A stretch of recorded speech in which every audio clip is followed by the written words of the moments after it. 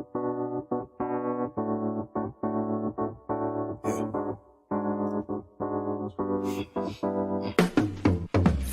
that lane, I'm trying to make a name, but my sick thoughts got me by my brain. I'm searching for my, how ironic how we hustle for the same, but get bracelets for trying to get a chain, man, they wanna take up.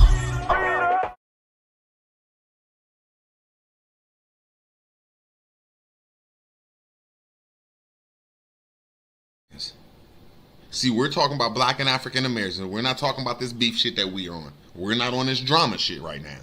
We're on Aboriginal TV's channel talking about Pan-Africans throwing shots at the Aboriginals. A Pan-African came on here, our brother that makes our shows live for real. I gotta say, all of us need to like sneak together and throw this nigga like $10 cause he's one of the only Pan-African boo-boos that come up here and put up a fight. People that just come up here need to see that. They need to see an African, and they need to see an Indian, and they need to see the debate so they could choose a side. Not a coincidence is a major factor in this community, and people don't even know it. Goofy motherfuckers.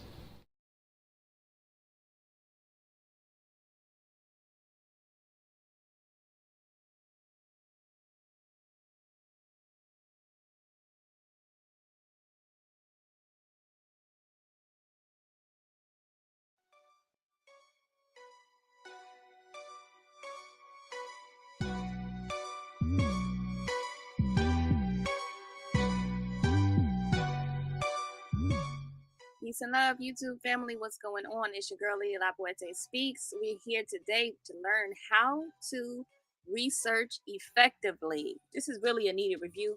I'm sure that many people are like, girl, bye. But I'm like, child, you need it. What exactly is research? You know, I like to start with the basics. So the noun would be the systematic investigation into a study of materials and sources in order to establish facts and reach new conclusions. All right, simple. The verb would be to investigate systematically. And the key thing is to focus on, family, is systematically. There has to be a method to which you research. You can't just research willy-nilly. You can't just pull up a site and say, oh, this feels good. This sounds like what I'm talking about, and just share it. There has to be some type of research methodology, family.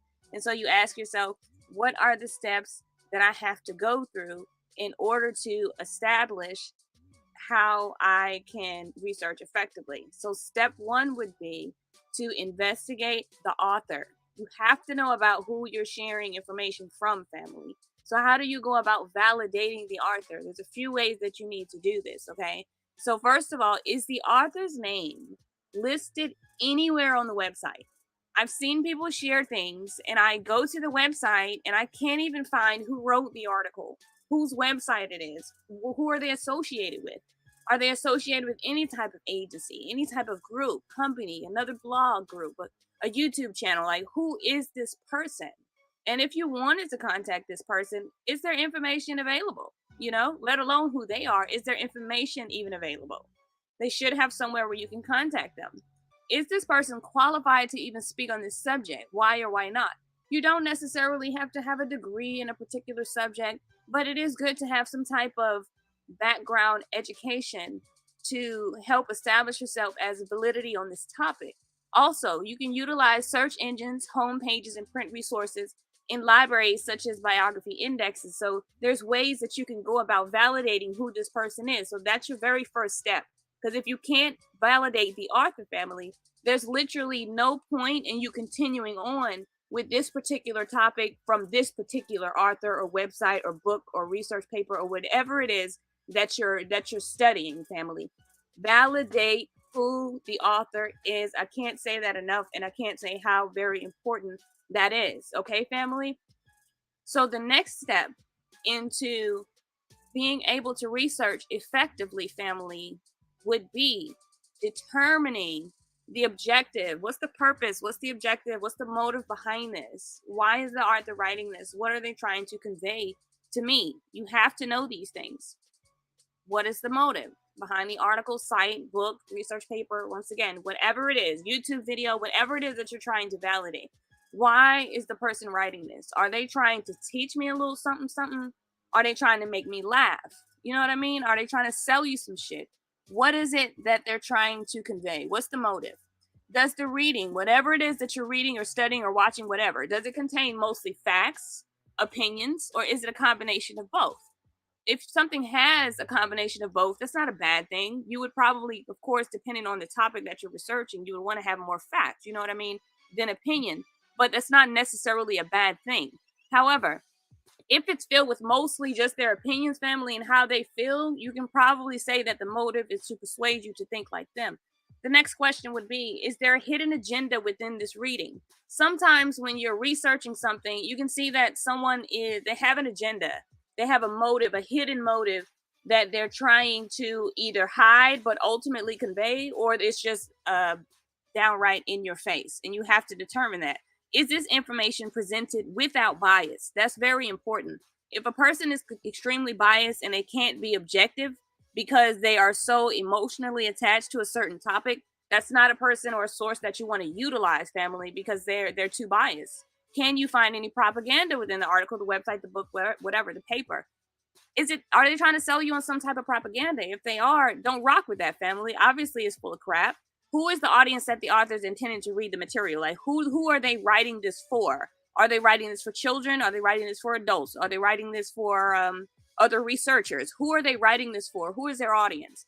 Are there any sources listed within the text or anywhere on the site? Now, let's stop right there and let's dig further into resources, family, because a lot of people have a problem with knowing what's a credible source and what's a non-credible source. Now, I didn't list for you what credible sources are. Obviously, it's going to be the opposite of the non-credible sources, but let's focus on non-credible. Non-credible sources are filled with hella opinions and very, very little facts, if any facts at all, family, okay?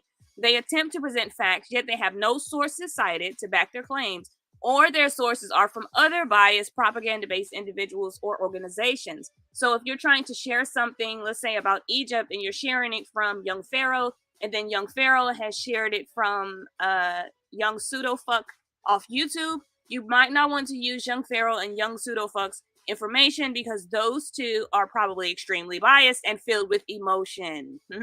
Website is not regularly updated, or many of the links are broken. So if you go to a site and it's got hella broken links and the website says copyright of like 2003 and it's 2020, when is the last time they actually even been on that site? They don't even maintain it.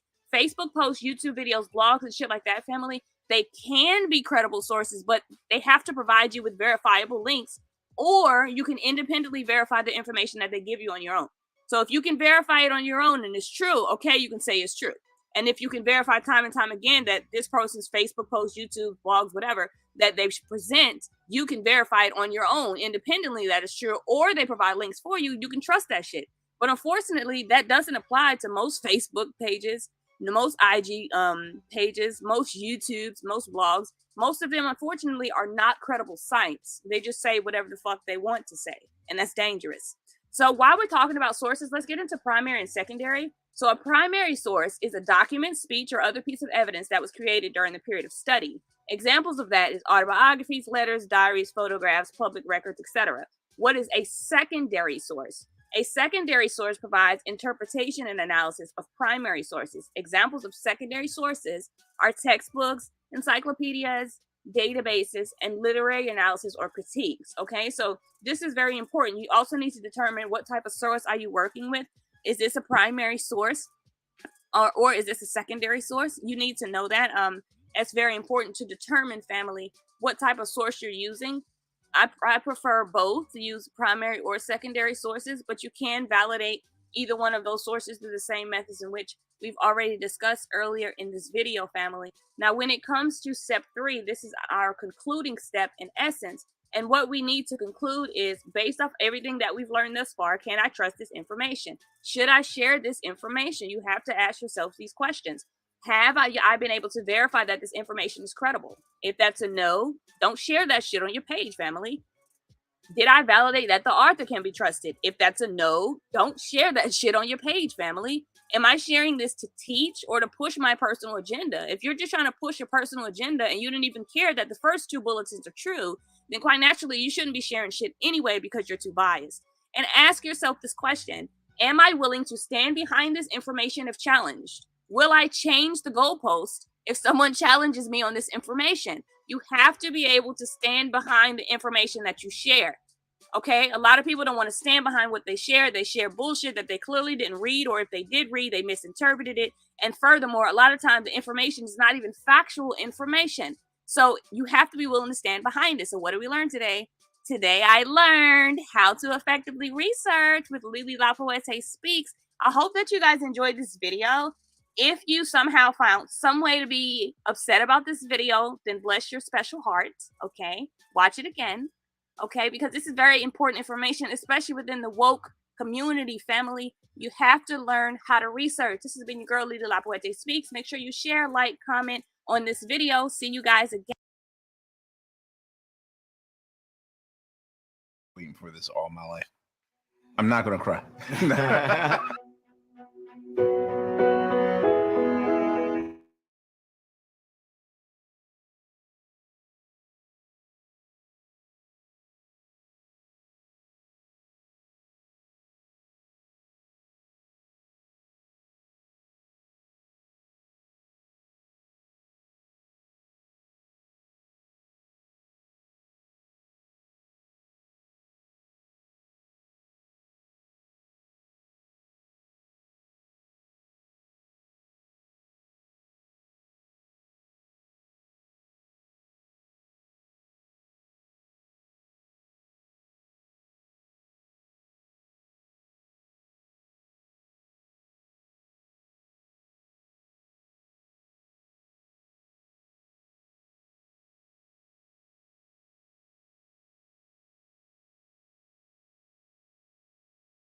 Charles and Maggie Lewis were born in Africa sometime.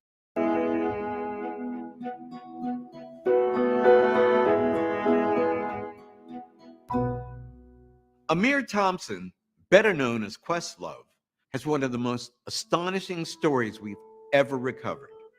Records show that Amir's third great-grandparents, Charles and Maggie Lewis, were born in Africa sometime in the 1820s.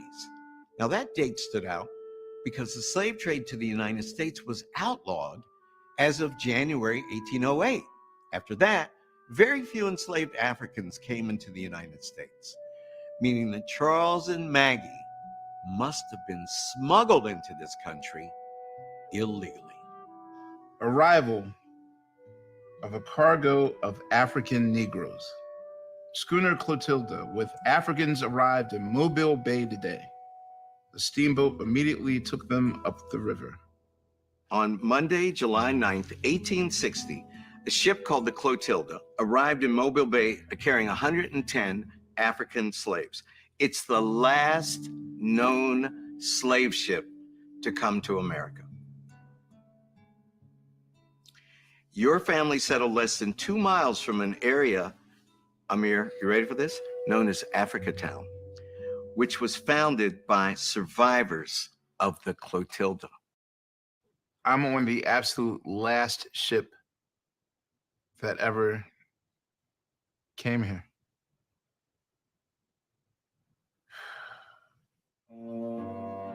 We don't know exactly what happened to Questlove's ancestors when the Clotilda arrived, but we do know that 5 years later, after the end of the Civil War, they became farmers, living close to the river where they first came ashore in America. Many of their descendants still live in that area, and thanks to them, we made an extraordinary find. You, Amir, are looking at your third great-grandfather. That is your original African ancestor, brother. That is Charlie Lewis.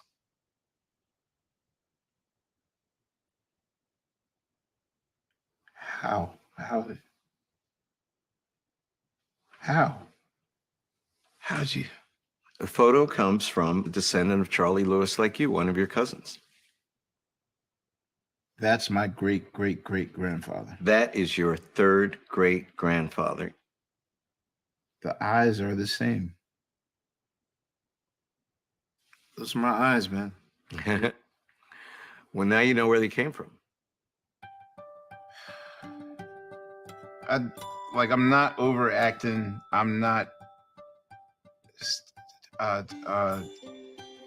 Yeah, I am at a loss for words. I'm just so overwhelmed right now because until an hour ago, I didn't know who I was.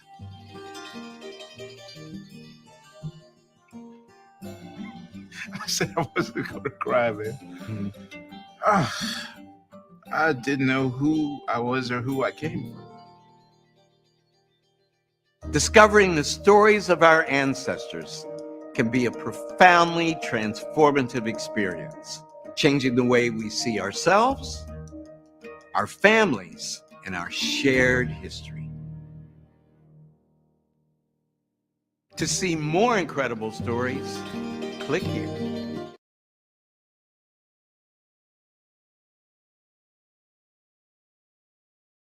I had no idea. I'm sorry, I'm just getting emotional. I had no idea. And see. So, hey, with no further ado, now, not a coincidence. Do you want any background music? Hey, I can turn it off for you if you'd like. Yeah, you can play something low. It don't matter. Okay, you want? Hey man, I'm gonna give you a good beat that you. And the first up, we have this manuscript number 40. You can find this on firstblack.org. It's a website where a person is. So the question is, historically, who do so-called Negro, Black, colored Americans say who we are? So we're gonna go over what the people actually say, and we're gonna go with eyewitness testimony from them themselves, nobody else, but from the people who we say we come from. And the first up, we have this manuscript number 40. You can find this on firstblack.org.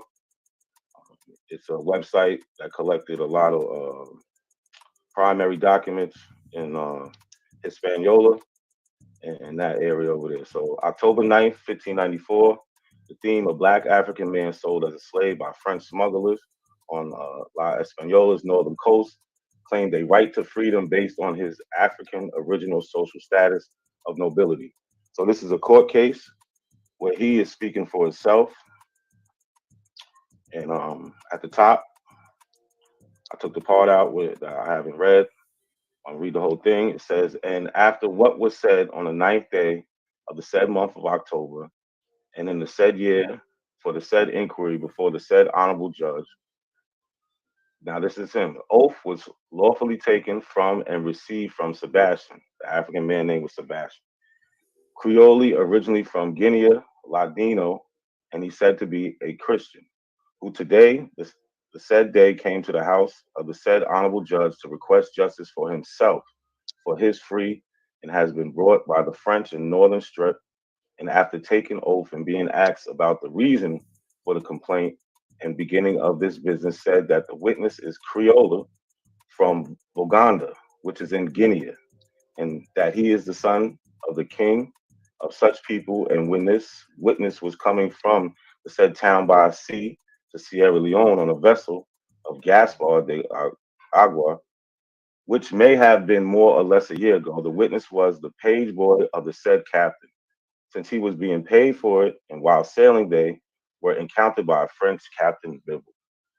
So the Frenchman um, kidnapped him and brought him to America and sold him as a slave. And here he is in 1584 in court testifying, trying to gain his freedom. And for everybody who doesn't know where Guinea is, this is a map in 1644.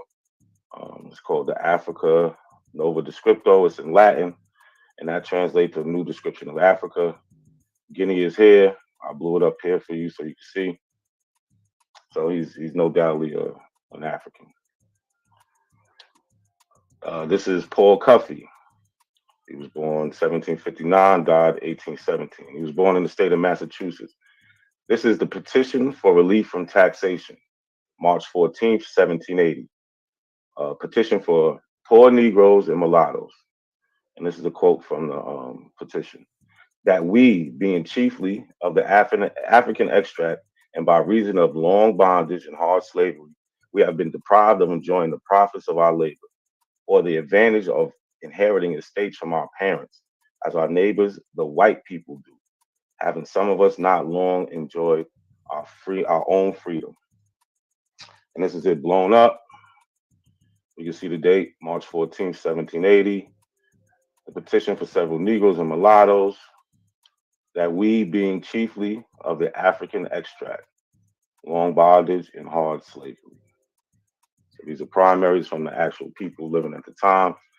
This is his John Cuffey's signature, Paul Cuffey, and others who signed the document in 1780.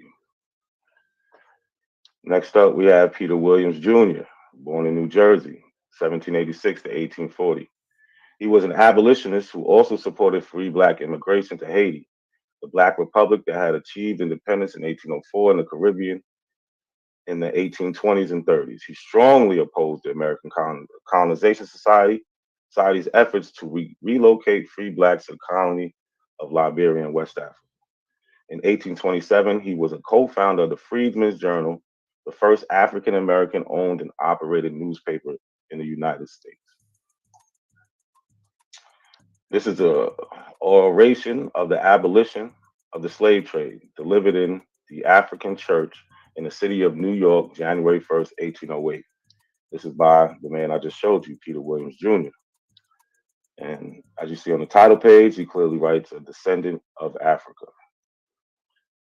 So these are a couple of quotes from his speech from that day. This is on page 11 in the book. But to us, Africans and descendants of Africans, this period is deeply interesting. We have felt the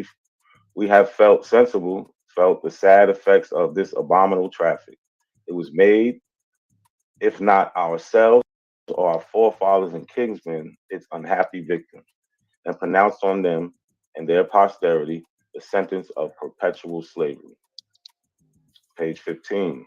Mutual agreements were then made. The Europeans were to supply the Africans with those gaudy trifles. Trifles is basically like little trinkets or things that have really no value, which so strongly affected them. And the Africans in return were to grant the Europeans their prisoners of wars and convicts as slaves. So you see, back in 1808, we already knew that the white man wasn't so-called just running down on the African village. It was more of us fighting each other, and we were prisoners of war selling each other to these white men sent over to the Americas. This is Thomas L. Jennings. He was born 1791, died 1856 in the state of New Jersey. Thomas Jennings, a free black businessman in New York City and an abolition activist. Thomas developed his dry cleaning process called dry scouring as a tailor. So a lot of us go to the dry cleaners. We can thank this man for that.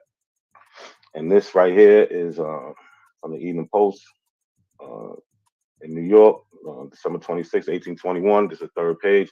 This is him just announcing that he has a patent for this dry cleaning service. So, like I said, he was an abolitionist. So this is Thomas L. Jennings' address to the New York Society for Mutual Relief in 1828. Now, if you was paying attention, there was a man, Peter Williams Jr. He co-founded the Freedom Journal, and this speech was put in the Freedom Journal, April 4th, 1828. So our claims are on America. It is the land that gave us birth. It is the land of our nativity. We know no other country. It is a land in which our fathers have suffered and toiled. They have watered it with their tears and fanned it with sighs. Our relationship with Africa is the same as the white man's is with Europe, only with this difference. The one immigrated voluntarily, the other was forced from home and all its pleasures. We have passed through several generations in this country, and consequently, we have become naturalized. Our habits, our manners, our passions, our dispositions have become the same. I might as well tell the white man about England, France, or Spain, the country from whence his forefathers immigrated, and call him a European, as for him to call us Africans. The argument will hold us as good in the one case as the other. Africa is foreign to us as Europe is to them. So the point of this, he's saying, yeah, we understand that we come from Africa, but we've been here so long that we are Americans. And that's the standpoint that I take. That's the standpoint that a lot of Black Americans take. So when you hear a lot of people saying, "Yeah, we're not Africans," yeah, we're not. We're Black Americans. We created our own culture and our own identity in the world. And like this was a big discussion in the 1800s. Is basically, should we stay or should we go? And as you can see, we decided to stay. And this is where I got this expert from. This is the primary source from the Freedom Journal. Like I said, this was produced April 4th, 1828. This newspaper is produced by Black, colored, Negro people of America.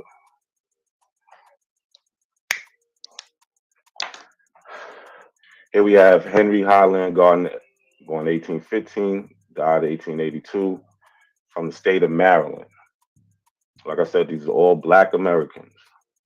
Um, was an African American abolitionist, minister, educator, and orator, having escaped as a child from slavery in Maryland with his family. So he escaped slavery. On Sunday, February 12th, 1865, he delivered a sermon in the U.S. House of Representatives. He's the first colored man who has on any occasion spoken in our national capital. On the occasion of Congress passed on January 31st of the 13th Amendment. So the reason he went and gave this sermon speech was to celebrate the passing of the 13th Amendment. All right, and this is the people felt that his speech was so good they decided to put it in book form. So his answer, this comes from the introduction page. And the introduction was gave by Dr. James McCune Smith. Smith was the first African American to receive a medical degree. Then he opened the first Black pharmacy in New York City. So his ancestors did not come over here in the Mayflower, nor land at Plymouth Rock, nor kiss the Blarney stone of the Pilgrim Father. On the contrary, his grandfather was stolen by the slave traders from the coast of Africa, survived the horrors of the Middle Passage on a ship doubtless owned in Bristol or Boston, landed on the James River, and was thence transferred to the estate of Colonel William Spencer at the New Market, doomed to perpetual slavery, himself and his heirs forever. So that was James McCune Smith giving an introduction of Henry Highlander's Garnett's genealogy, saying his grandfather came from the shores of Africa. Also, this is from Henry Highlander Garnett, page 75 and 76. He says, "Go to the shores of the land of my forefathers, poor bleeding Africa, which although she has been and received and robbed for centuries, is nevertheless beloved by all her worthy descendants wherever dispersed." So we have more Black people acknowledging the slave trade, acknowledging their African ancestry, and this is in 1865. Next up, we have King Blue. King Blue, he was a Chickasaw freedman.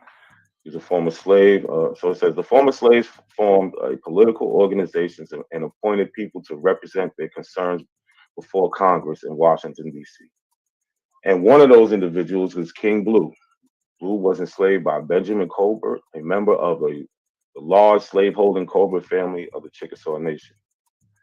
Over here we have King Blue's freedman enrollment card. You can see he was a slave of Benjamin Colbert. We have an article over here from 1894 where they're talking about King Blue leading a band of Negroes out into basically terrorizing the people who aren't Black. So the insurrectionists have gone out on a marauding tour and are terrorizing the Indian citizens. So they make a distinction between King Blue and these Indian citizens, and especially the squaw men. Late Saturday, the band headed by King Blue swept down on the farm of George H. Trucks, postmaster at Stonewall. The Negroes came down on the farm at midday. Trucks, a white man, and his squaw, so he's talking about the Indian, were led from the house and bound with a rope and held prisoner. King Blue and his men then proceeded to destroy everything in the house they could not eat and drink, and after satisfying themselves, rode off howling and screeching. So prior to that, King Blue took a different approach to getting equal citizenship. So this is the article, 1883. A delegation of 3 colored men and 1 Indian have gone to Washington from the Chickasaw Nation to have freedmen questions settled. They want to be admitted as citizens and to enjoy all the rights and privileges and annuities as such. So they was being deprived out there in the territory. The Negroes wasn't getting treated the same. So they wrote a letter. It was called the Eloquent Protest of the Chickasaw Freedmen. Written in 1882, this piece is one of the most eloquent documents written by freedmen leaders, King Blue and Isaac Alexander. They made an appeal in the form of a document called a Memorial of the Chickasaw Freedmen. In this document, their plight and their plea for assistance from the United States is felt by the reader. It is produced on this page in its entirety. The document makes reference to African descent 24 times. The undersigned, and these are some of the quotes from the document. The undersigned, your memorialists respectfully show that they are residents of the Chickasaw Nation and area, persons of African descent, and were born and bred in the said nation. Another quote, your memorialists represent not only themselves, but also that class of persons known in the nations as persons of African descent, of which class there are about 3,000 individuals. So they're not just speaking for themselves, they're speaking for 3,000 people who are Negroes of the Chickasaw Nation. And this is the document. This is the document. This is the letter that was written and sent to Congress in 1882.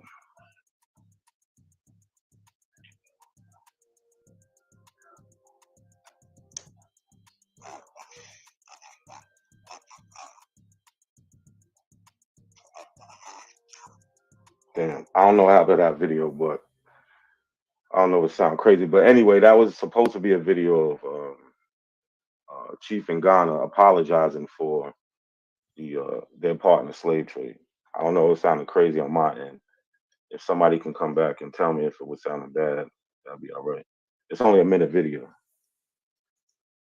Cut, you there? Nah, it sounded bad, bro. All right, so I could play it another time. I'll pass it. But this is a video of chiefs from Ghana apologizing for their part in the slave trade. It's only a minute. And welcome to The Breakdown. I'm your host, Clary. Now, whether we call it African American vernacular English, Black English, Ebonics, or just the way Black folks talk, the cadences, phrases, and expressions birthed within African American culture demonstrate a unique approach to the English language with a special history few have studied.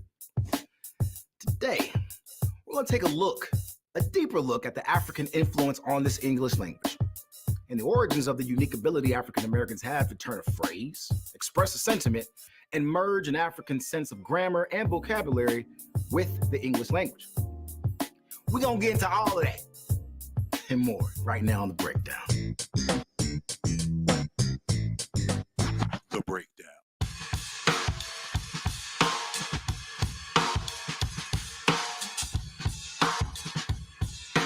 Language is the primary means human beings use to share ideas with one another.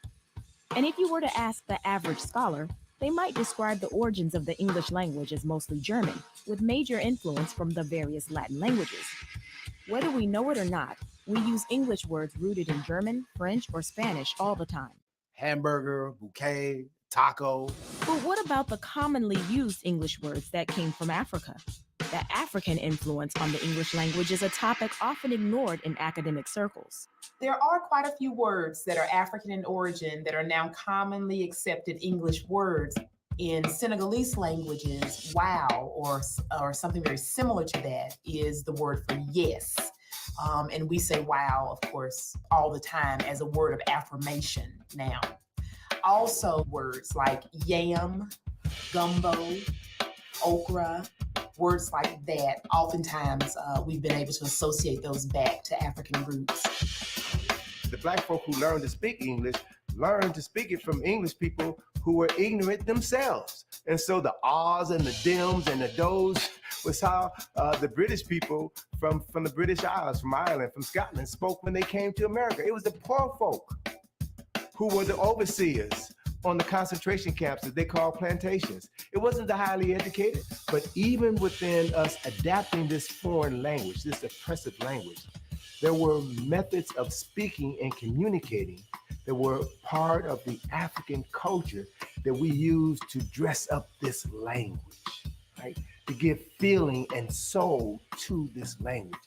It is because of the energy that emanates from the body that gives life to the words, that transforms the consciousness of the people hearing those words. That's soul communication, brothers and sisters.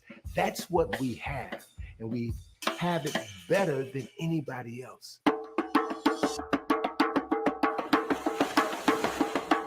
In the 17th century, when masses of Africans were brought to the Americas on slave ships, they were forbidden from doing anything that might be considered a threat to European control. It was a long list that included anything from wearing African clothes to playing African drums to practicing African religion. And one of the most crippling restrictions was forbidding enslaved Africans to speak their own languages, which hindered their ability to conspire for escape or counterattack. As a result, out of necessity and ingenuity, Black people in North America developed their own style of speaking, a seamless blend of English and African languages, and often wrapped in code. Wade in the water, wade in the water, children, wade in the water. God's gonna trouble the water. Coded language, that is language that Shingles. The rash can feel like pulsing electric shocks and last for weeks. A pain so intense you could miss out on family time. The virus that causes shingles is likely already inside of you. 50 years or older? Ask your doctor about shingles. the enslaved would use to communicate with each other so that their masters, the white community, their mistresses, the overseers would not be able to readily tell what they were saying or the messages that they were giving to one another. Oftentimes, there would be ways that they may want to communicate just to have some privacy, because so much of their lives as enslaved people was dictated to them. And to be able to have some agency and some control over their communication, that was something that they were very ingenious about. And so some examples that we have would be the Negro spirituals. God's gonna trouble the water. Every time he be going to the store, he be getting the same thing. The indefinite, continual, or occasional tense is an African grammar device that is often applied to English. It is a tense that does not exist within traditional English grammar rules. Where's this? But it does exist within the grammar rules of certain African languages, and its usage in English is practiced almost exclusively by descendants of enslaved Africans throughout the diaspora. Nowadays, we hear quite a few people, they'll use the expressions, he be going to the store all the time. You have the subject with the verb to be. They oftentimes would incorporate those vocabulary words into their existing grammar structures. Shawande be tripping. And you speak this language and you were listening to me, you understand that I mean Shawande tripping right now. You were tripping the last time I saw him. It's a perennial situation with him, etc. So that's 3 different time tenses. Every time he be going to the store, he be forgetting what I asked him for. So then he be calling me, asking me what I be wanting. Another way African thinking is often applied to the English language is in the usage of opposites as emphasis. Yo, you heard that new verse? I Pusha T? Crazy, stupid. Yo, LeBron's skills are dumb, foolish. We'll say, you know, that's a bad coach or you're a bad brother. And we don't mean that in the negative. We mean that very positively. And so we have taken that colorful use of language and we're still coding our language. But now it is not because we are shielding from an oppressor. It is because we have reappropriated a tactic, a strategy that was used 400 years ago. Yo, she bad. Bad. What's so bad about that? Not bad meaning bad, bad meaning good. Oh, so bad mean good. Oh, you stupid, man. I'm stupid. Oh, that's a good thing, right? Oh, no. That's not good. That's now you think, no, not stupid good, stupid bad. Bad, stupid. Wait, this stupid equals bad. Learn a language by watching TV. Choose from hundreds of TV shows. It's the language of the barbershop, the beauty shop.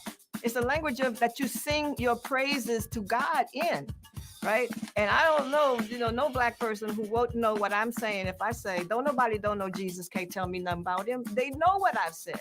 And they understand that there's a bunch of double negatives in there, which is a hallmark of the language. Today, more African Americans are coming to understand these grammar rules differently than they did in the past.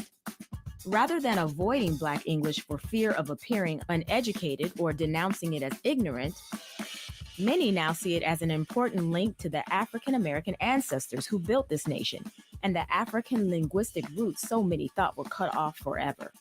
If you have not learned the language of the classroom, that is not an indictment against you. That's an indictment against the classroom.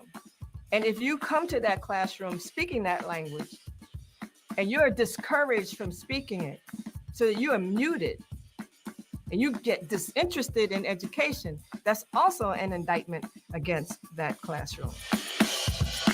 A language was born, and it's the language that we speak to each other in.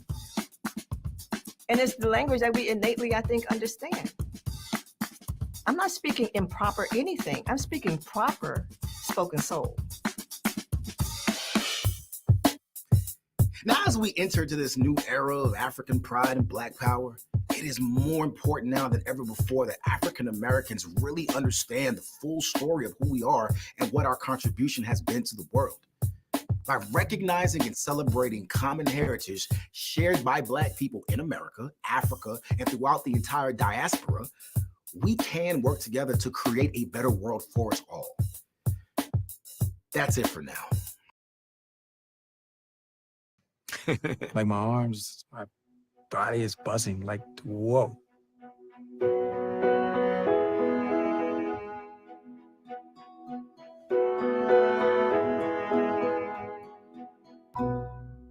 We took musician Pharrell Williams on an extraordinary journey, all thanks to one single document. The story begins with his great-great-grandfather, a man named Fenner Williams. Fenner died in 1927, but his sister, Jane Arrington, lived into the late 1930s. And near the end of Jane's life, she was interviewed about her experiences under slavery, allowing Pharrell the opportunity to read the actual words of one of his own relatives who had endured bondage, something very few African Americans are ever able to do. I was born on the 18th of December, 1852. I was born on the plantation near Tar River. My mother was named Louisa May, and my father was named Lewis May. My mother had 6 children, 4 boys and 2 girls. The boys were Richard, Pharaoh, Caesar, and Fenner. The girls, Rose and Jane. Jane, that's me. Wow. That is your great-great-grandfather's sister, and she is your great-great-great aunt. Crazy.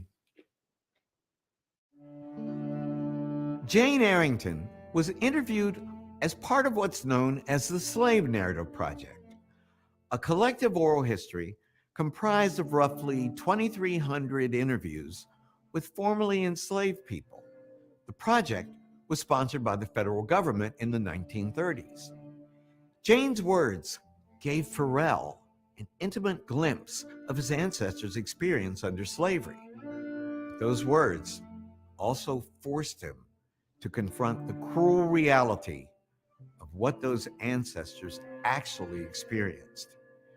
And the realizations concerning his great-great-grandfather Fenner would strike Pharrell particularly hard. So we estimate that Fenner was born between 1855 and 1857. Okay, we're pretty sure about that. So you know what that means. That means that he was most likely born into slavery and not freed until the end of the Civil War. Wow, at 10 years old. The first 10 years of his life would have been spent in slavery. Wow. You know, we tend to think of as adults, but think about a little boy. I don't want to cry, and I'm trying not to be angry. You're not a machine. This is horrendous. What else can you feel? It's horrible. It's intense, sir. It's intense. Pharrell's ancestors likely suffered more than he can even imagine. In her interview, Jane recalled minute details about their daily lives on a cotton plantation, revealing the degradation they endured every day. We lived in log houses with stick and dirt, chimneys. They called them the slave houses. I worked on the farm, cutting corn stalks and tending to cattle in slavery time. Sometimes I swept the yards.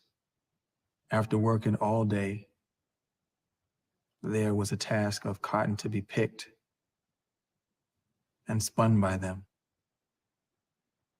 What kind of people? What kind of people?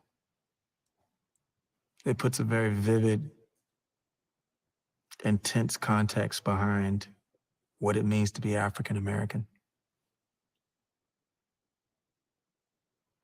And I thank God that I got to hear it. But I'm so sorry they went through this. Oh, nobody should have gone through this. It's a lot, man. Oh, I have to say I'm forever changed. Retrieving lost stories can be an act of restoration. You don't have the guts to be what you want to be. Who was King Blue? King Blue was a Chickasaw freedman. Some might say he was a Black Indian or Aboriginal. But what he really was, he was an activist for people of African descent in Indian territory. One person who picked up the torch in the fight for the rights of people of African descent in Indian territory is Chief Amunson, who was the president of the African Ancestral Society of Tulsa. He recently testified in front of a Judiciary House Committee where he mentions King Blue. He makes reference to him being on the same journey as King Blue and Isaac Alexander when they wrote in 1882 the Memorial of the Chickasaw Freedmen. Written in 1882, this piece is one of the most eloquent documents written by freedmen leaders, King Blue and Isaac Alexander. They made an appeal in the form of a document called A Memorial of the Chickasaw Freedmen. In this document, their plight and their plea for assistance from the United States is felt by the reader. It is produced on this page in its entirety. I'm not going to read all of this because it's a lot, but like always, the link will be in the description. Let's go over a couple of things because King Blue and Isaac Alexander, they knew they was of African descent because they say things like this. The undersigned, your memorialists, respectfully show that they are residents of Chickasaw Nation and area, persons of African descent, and were born and bred in the said nation. They make numerous references to being of African descent. They even bring up Article 3 of the 1866 treaties with the 5 civilized tribes. that talk about giving rights to people of African descent. And they just go on and on and on. And they use the word African 22 times in this document. And you can see at the bottom it's signed by King Blue and Isaac Alexander. Most people only know of the King Blue, who led his fellow Negroes into rebellion in Chickasaw Nation.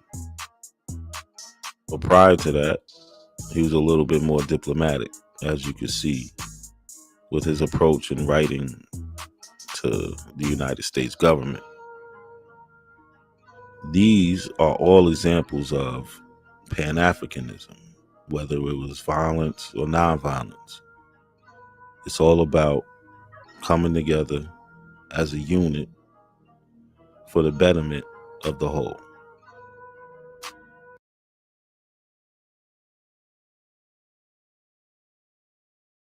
Like I always say, it's not a coincidence that the conscious community is not so conscious, especially those pushing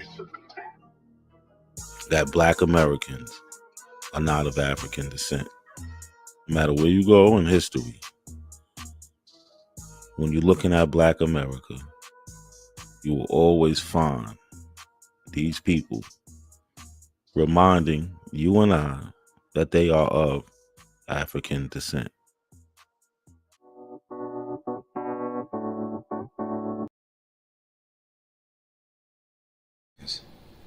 See, we're talking about Black and African Americans. We're not talking about this beef shit that we're on. We're not on this drama shit right now. We're on Aboriginal TV's channel talking about Pan-Africans throwing shots at the Aboriginals.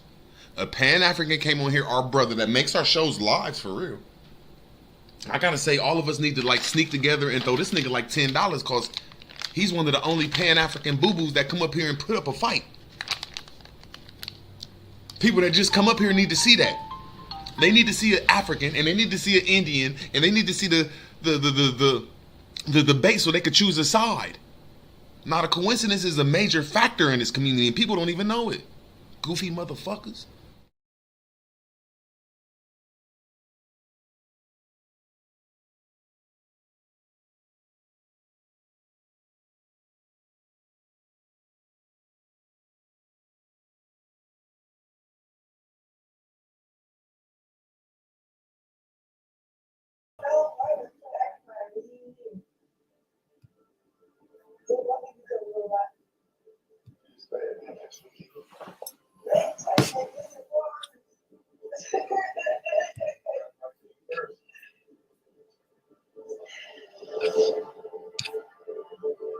So what I've been showing the whole time is how you can see this history is told by what we call Black people, right?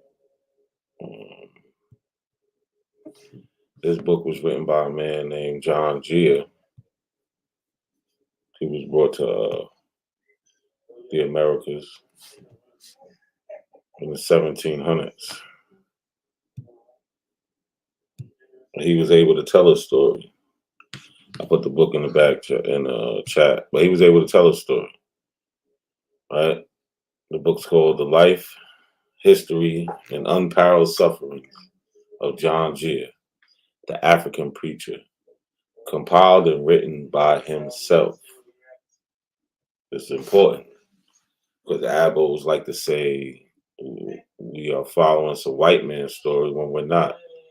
We're actually following a story that was passed down and told by what we would call our ancestors. So we just go right in the beginning. He says it right off the jump. I, John Gia, the subject of this narrative, was born in the town of Old Calabar in Africa in 1773.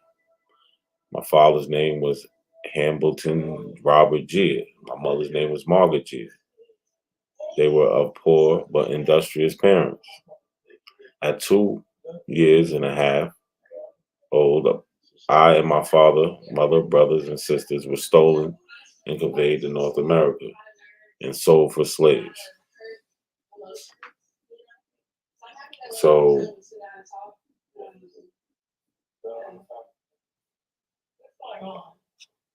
what is the point of this fabrication? Like, why would this be fake? Why would they put something like this out back then?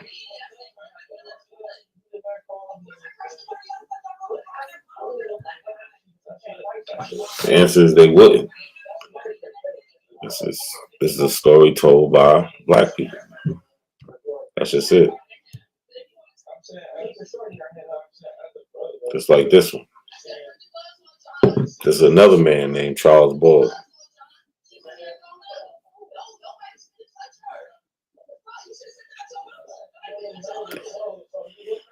His story is titled 50 Years in Chains,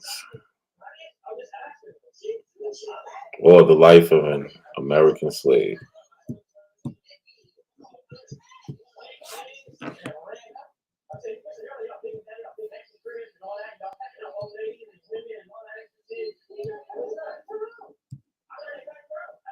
So I put that in the chat also. So the point is, like, the first video I showed was about sources. It's about, these are primary sources. These are contemporary sources. These are, when you're dealing with history, these are important. So this was put out in 1859. And he says, my story is a true one, and I shall tell it in a simple style. It will be merely a recital of my life as a slave in the southern states of the Union, a description of a Negro slavery in the model republic. My grandfather was brought from Africa and sold as a slave in Calvert County in Maryland. I never understood the name of the ship in which he was imported, nor the name of the planter who brought him on his arrival. But at the time I knew him, he was a slave in a family called Maud, who resided near Leonardtown. My father was a slave in a family named Hardy, living near the same place. My mother was a slave of a tobacco planter who died when I was about 4 years old. Like I said, this is a story told by the people who lived at the time. So, like the title says, we have the evidence because we have the people who tell the story. What do the Abos have? They start in the year 12. They start in 12,000, and that's it with Luzia and Naya. There's no connection after. Nothing.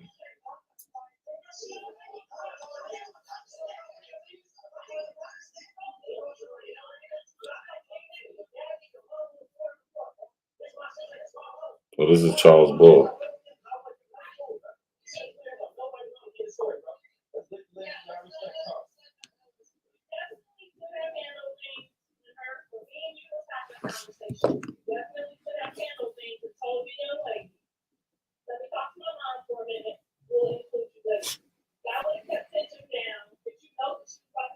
So where's the Abo history? That's the question. That's what they're missing. They don't have these stories. They don't have anybody saying they've always been in America. They just don't. So this is from the slave narratives from Alabama.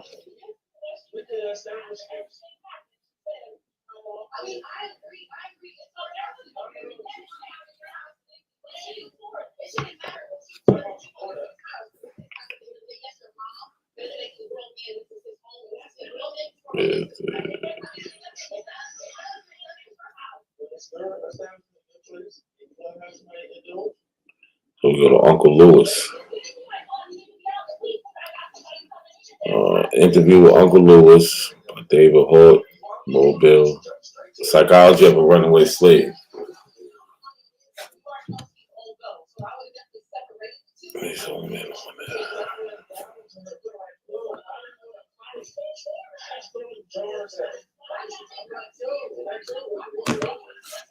Of course, you know that we always called the older colored men uncle and the colored woman aunt.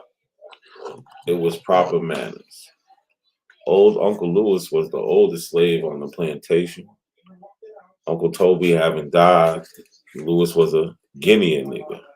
You know, Guinea is from, it's on the west coast of Africa. His ancestors had been brought from the Guinea coast of Africa. He had the characteristic marks of his tribe. So that's called scarification. So when you're doing research, right, you want to find other sources that coincide with these things. You want to find, things that are closest to the time.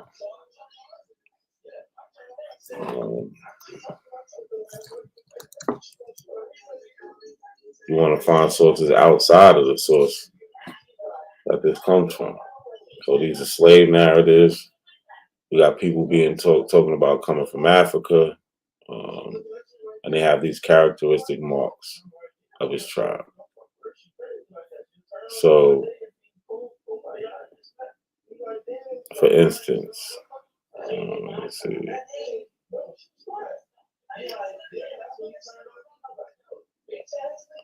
Let's see if we can find something.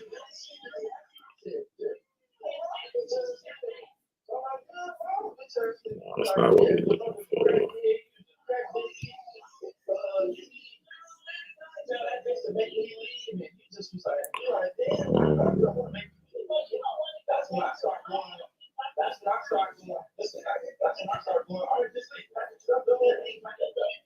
There we go.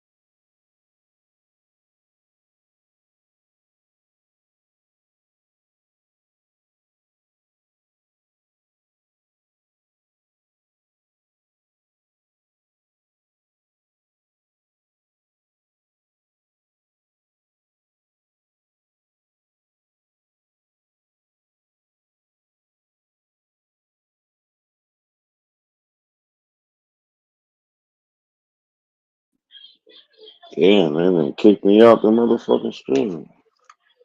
Hold on. Let's see if we can get back there. Damn, man, they kicked me out. That shit crazy. So where was I? I was at the slave narratives, and they was talking about the country marks.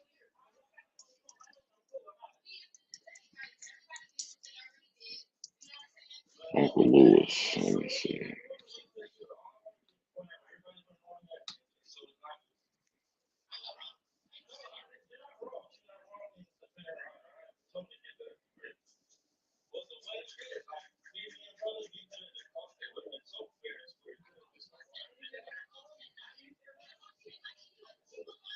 Damn.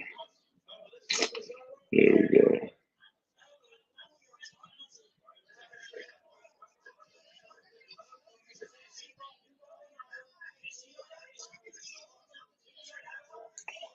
All right, so we got Uncle Lewis in Alabama talking about his grandfather. Let me see. His ancestors had been brought from Guinea, of course, by Uncle Toby. He had these marks. That was characteristics.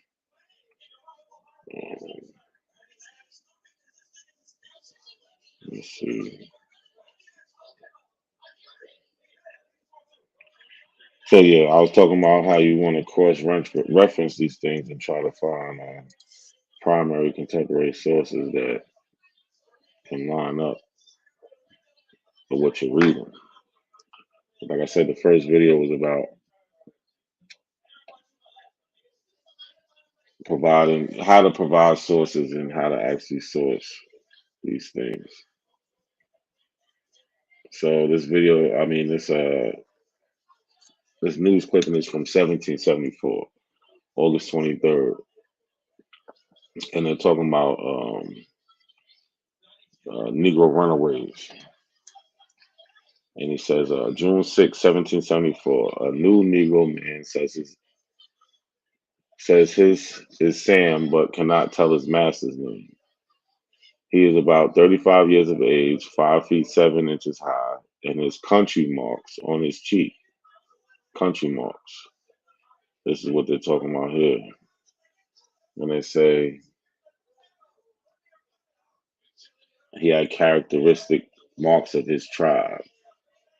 So this is like I said, this is a narrative from, what we call our people, black people, telling the story.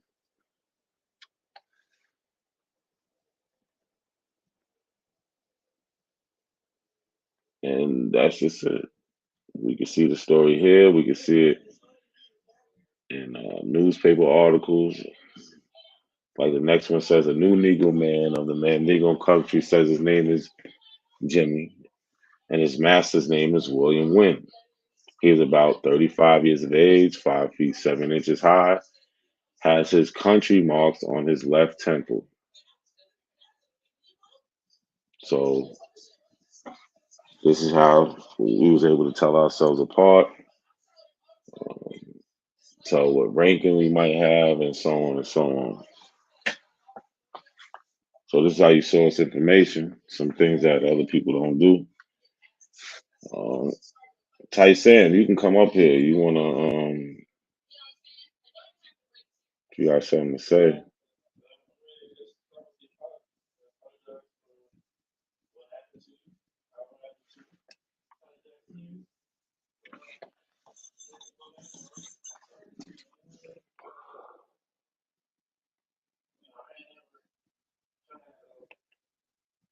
So what they want to do is they're gonna try to deflect and shit like that. He's asking me questions about do I have the original document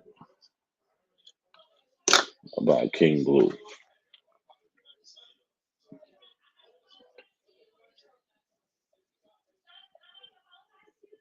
The point is whether I have the original document or not doesn't make it untrue.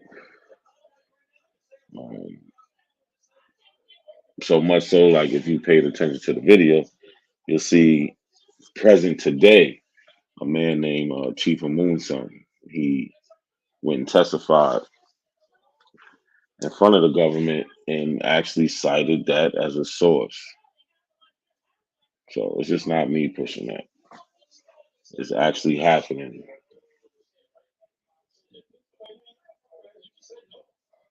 But with this, what they do, they just deny. And they come with the weirdest, whatever, I never find it.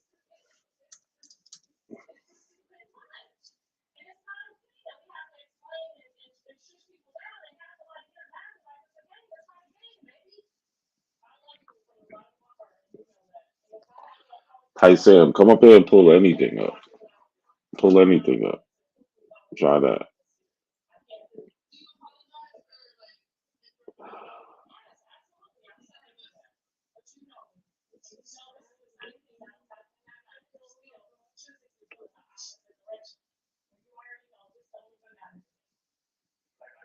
This is what y'all really do, though. See, we're talking about black and African Americans. We're not talking about this beef shit that we're on. We're not on this drama shit right now. We're on Aboriginal TV's channel talking about Pan-Africans throwing shots at the Aboriginals. A Pan-African came on here, our brother that makes our shows live for real. I gotta say, all of us need to like sneak together and throw this nigga like $10 cause he's one of the only Pan-African boo-boos that come up here and put up a fight. People that just come up here need to see that. They need to see an African and they need to see an Indian and they need to see the debate so they could choose a side. Not a coincidence is a major factor in this community and people don't even know it. Goofy motherfuckers.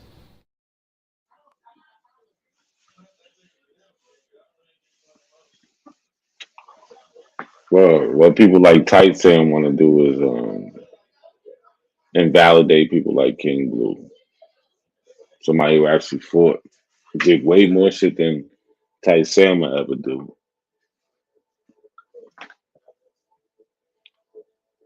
He wants to invalidate him. But here's the actual what I was talking about. We got Chief Moonson hearing the centennial of the Tulsa Greenwood Race Massacre.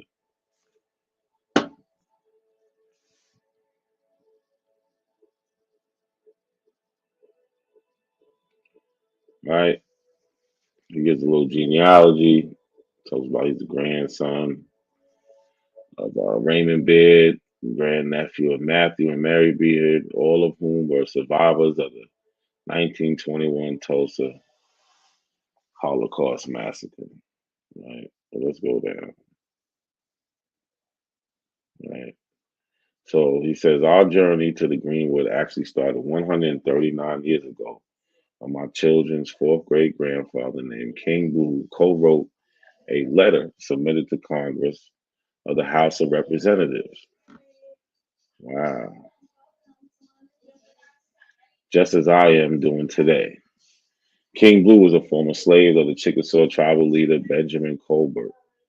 He and other tribal representatives presented a document. A document in 1882 called the Memorial of the Chickasaw Freedmen. The intent of this appeal was to encourage the enforcement of the 1866 treaty that obliges the tribe to carry out the stipulations of the third clause, which states that monies given by the federal government to the tribe requires the tribe to grant freed persons of African descent all the rights and privileges and immunities, including the right of suffrage, which is to vote.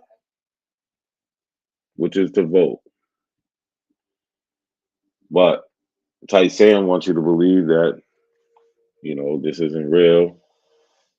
Shit like that. Which is kind of weird. Because when I made the video, the guy I just showed you, Chief of Moonson, he actually seen the video. Right? He actually seen the video. And he said, well, let's read what he said. If we can I zoom in? Oh, here we go. He said, I want to personally thank you so much for sharing this video. I had no idea it existed. I am grateful to have been able to share such powerful history before the House Judiciary Committee. Continue the good work. He's talking to me. So I got this man from this, right? That's him. Right? He went from the Judicial House Committee. He didn't have no problem. He actually, his children are descendants of King Blue, through his woman. But somehow Tight Sam wants to tell me I'm wrong about something. Right? And it even gets better because if you look here, Erica Davis, thank you. I am a descendant of King Blue. So they don't have no problem. They have no problem. But somehow Tight Sam, who won't hit the link, he has a problem. who he just wants to add conjecture to everything. Like what can you say? What can you say? I know, right? So we got these documents.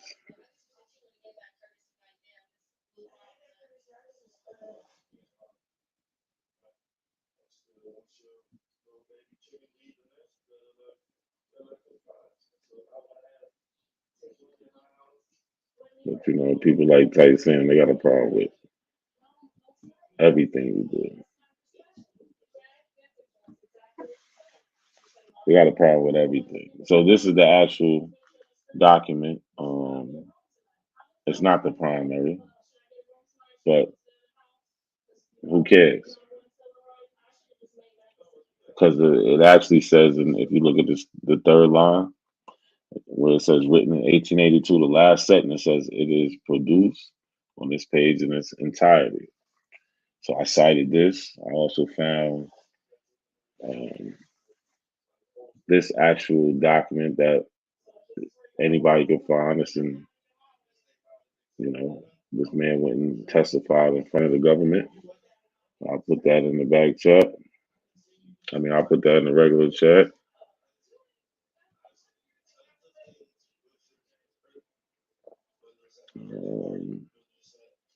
I'll put this in there.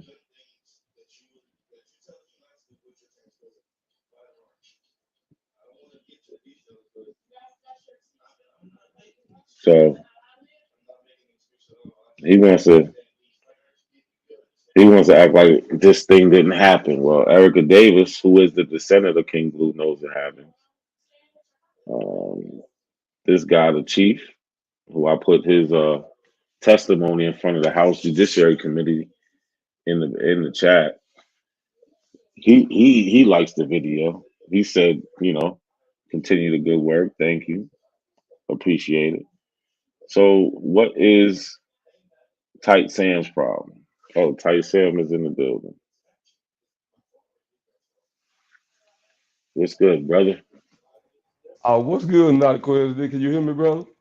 I hear you loud and clear.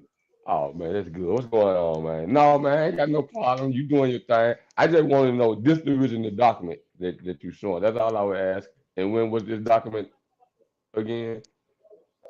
So, like I said, this is not the original document. I don't have the original document. That's all I was asking to see the original document. I'd like to see the original. Listen, that's all I'm saying. Cool. So, but this is the record of the document. It's written in its entirety.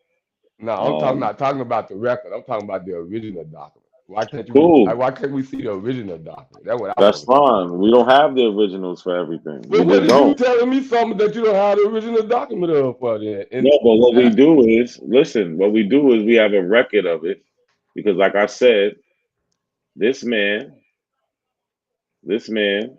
Chief Amunson. Let me ask you this. Let me ask you this. He used that testimony. Listen, he used the testimony, brother. Okay. But my thing is this: if you don't have an original document, then what is this document talking about? Then it's the transcript right here. Document. Yes. Oh shit! This your evidence for Chief Blue? Right here with the Chief Blue family right here. No, that's not my evidence. We got people like her, Erica Davis, who says I'm a descendant. We have people like him. I'm not disputing we that. have people like we have people like him who wrote this. When he wrote that though, that's what I'm asking. When did he write that? When did he write it? Yeah, he wrote it. May. He actually. I don't know exactly when he wrote it, but he sent it in and testified using this May 17th, 2021. Okay, let me ask you this: How you ever heard of House Resolution 1514? Would that be valid? As have you ever heard of that one? What is it talking about? There's a lot of House resolutions. I don't know that one off the top of my head. Oh, you don't? Oh, okay. No. Well, we ain't gonna worry about it. It was a document that came out around you the brought same it time up. too. You brought it up for a reason, though. No, I just brought it up for a reason because I got You know, I got HR 22, HR 1514. I think it was written around 2020, 2021. And it talk about the Yamasi being here. Do you have a problem with that? Because they talk about the Yamasi being here already. Why wouldn't the Yamasi be here already? I'm saying, but they were saying that the Yamasi were black, us though, in this document, in House Resolution. It didn't get passed. I don't think it got passed yet. But the brother that wrote that HR 1514, you know he was a Creek freedman, right? That's what it was, right? So he's a Creek freedman. I'm saying, So he was. so would you So have a at some problem point with? in time, he I'm was saying, enslaved. hold on. This is what I'm saying. This is a black man that wrote a House resolution who Yeah. was in the Senate. He's in the Senate at the time that Pull he it. wrote this House resolution. Pull it I'm up. Let's saying, pull it up. pull the House resolution 1514. That's all you got to do. Type in HR 1514. All right, let me see. I'm just saying, would you have a problem with that though? With him saying in that document that the Yamasi was already here before the. But he also go on to say that some Africans came later. But do you have a problem with him saying in that document that black people was here in 1540 before the European got here under the name of the Yamasi? Would you have a problem with that? Well, I don't know And I don't exactly have a what he problem with the said. document. I'm not having a problem with the document you have. I just want the original document. That's all I was asking. But if we use stuff like this to try to validate what we validate, that's why I brought up Okay, House but did you Resolution see? 1514. But did you Yeah, see? there you go. You got it. You got it. Did you see? But this is what I'm saying. When do you take in consideration all the corroborating evidence? That's So what I'm I showed saying. it. No, look, That's no, what hold I'm on, saying. But hold hold on, on, brother. how quick, You're not nigga. The saying no. corroborating You're not evidence is saying. that the Yamasi was here already. I'm saying, are Yeah, you but hold disputing that? on. No, I'm Are not. you disputing that? I didn't even get to the Yamasi yet, bro. I'm still talking about King Blue. Cause King I Blue got is a this pulled Yamasi. That's up why I'm here. bringing up the Yamasi. King Blue is a Yamasi, Nah, stated in his no, own no, he's words. not. No, in his own words, he I says got he's his own Chickasaw. words on record from Bro, his War own Department words. documents, brother. No. King Okay, Blue is okay. he's Chickasaw in his own words. What are you talking about? No, that's not true. That's why you got to do Yes, some he research. is. No, I did the research. The anthropologist said that he was a Chickasaw. In his own words, he claimed No, Yamasi, bro. him What are you talking jumping about? in alligator. But go, let's check out this document right here. You got on here, HR 1514. Let's check that out. See, it's a black man We're that gonna wrote this check it right out, but here. you're not gonna just jump like that, bro. I'm just saying, this is the document right here, HR 15. This All is right, what yeah, I'm talking about. we The about to black go man back to wrote. that. We about to go back to that. Do you see this No, on screen? Go back to HR No, I am, 1514. bro. We're about. Listen, I got you. We're going to that no matter what. We're just gonna end with this King Blue. You're not gonna sit here and be like, "Oh, King Blue, he was a You lucky ain't on Yamasi." my computer. Listen, You hold lucky ain't on, on my computer, boy. hold I on. bust This you is up this right is a now. Chickasaw Freeman card, Hey, brother, right? I Enrollment got his card. words, brother. But No, look. I This is ain't his never word. prove that. I ain't never prove that because I ain't on my computer. Go back to HR Check this out. 1514. Let's deal with that. This is his words right here. He says, I am 43 years old. I belong to Ben Colbert. My wife has a sister named Melvina Perea. She is the wife of the United States soldier named Beverly Perea. She is about 47 years old and belonging to Tom Tubby. She lived her all the while after the war. She was a girl when peace declared, and my mother took her people on Washita. She married 15 or 16 years ago. She has no children. This is King Blue, Okay, let right? me ask you this. Right at Let the me ask you top, this. in the matter of the application of King Blue for enrollment as a Chickasaw freeman. You Chickasaw, brother. Okay, let me ask you this. Is the Chickasaw one tribe or many tribes?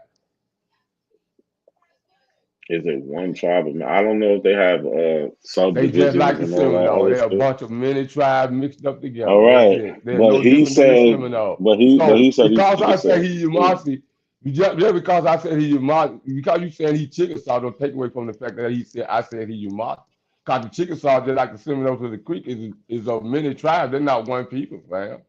Cool. It You got don't to take away understand that that. he But go said back he's to HR African 15. descent. Now, this is the document that I'm saying that a black senator wrote right here. Do you disagree with anything in that? Especially when you're What talking about part? the Yamasi being here I don't know already. what's in it.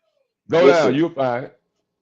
Okay, let's see. It says Section 1 finds Congress finds the following. Historically, The Muskogee Creek Nation were comprised of a confederacy of separate towns, tribes, and people. Each town was complete governmental unit in its and of itself.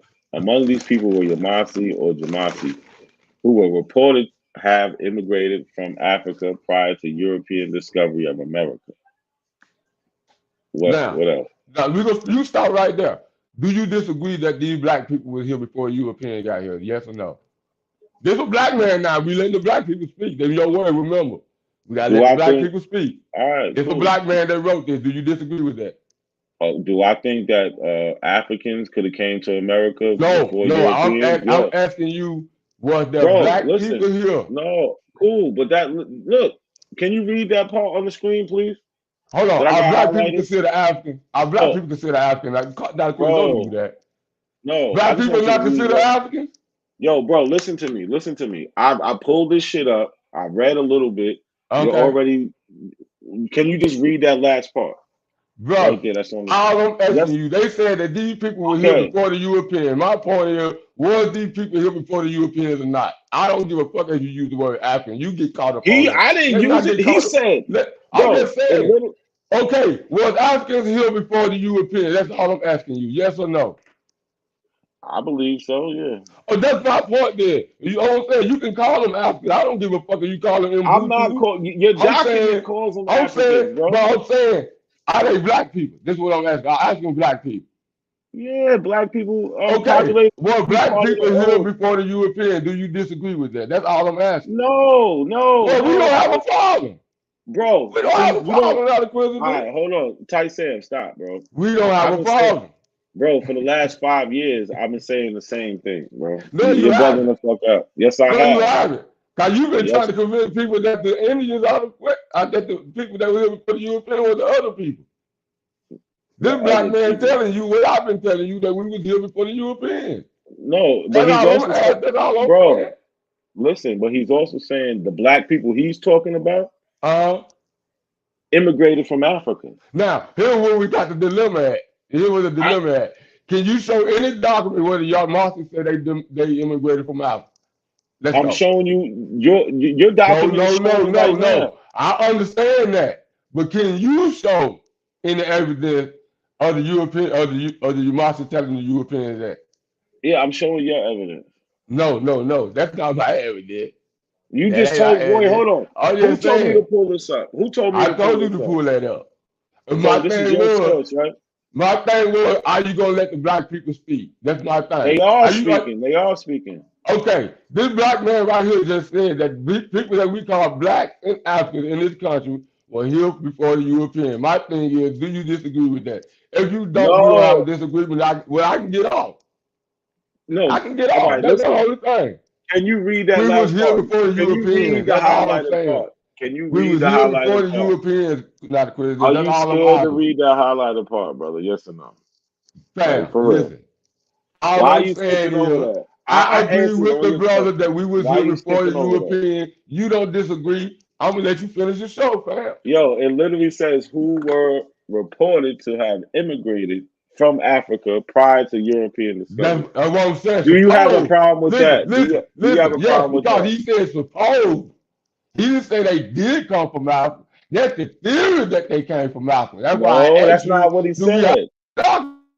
No, it says who were reported. It don't say suppose and none of that other shit. There is no like it's up in the air. They're saying who were reported. What are you talking about? I don't know where you went. You muted yourself. Huh? You still there?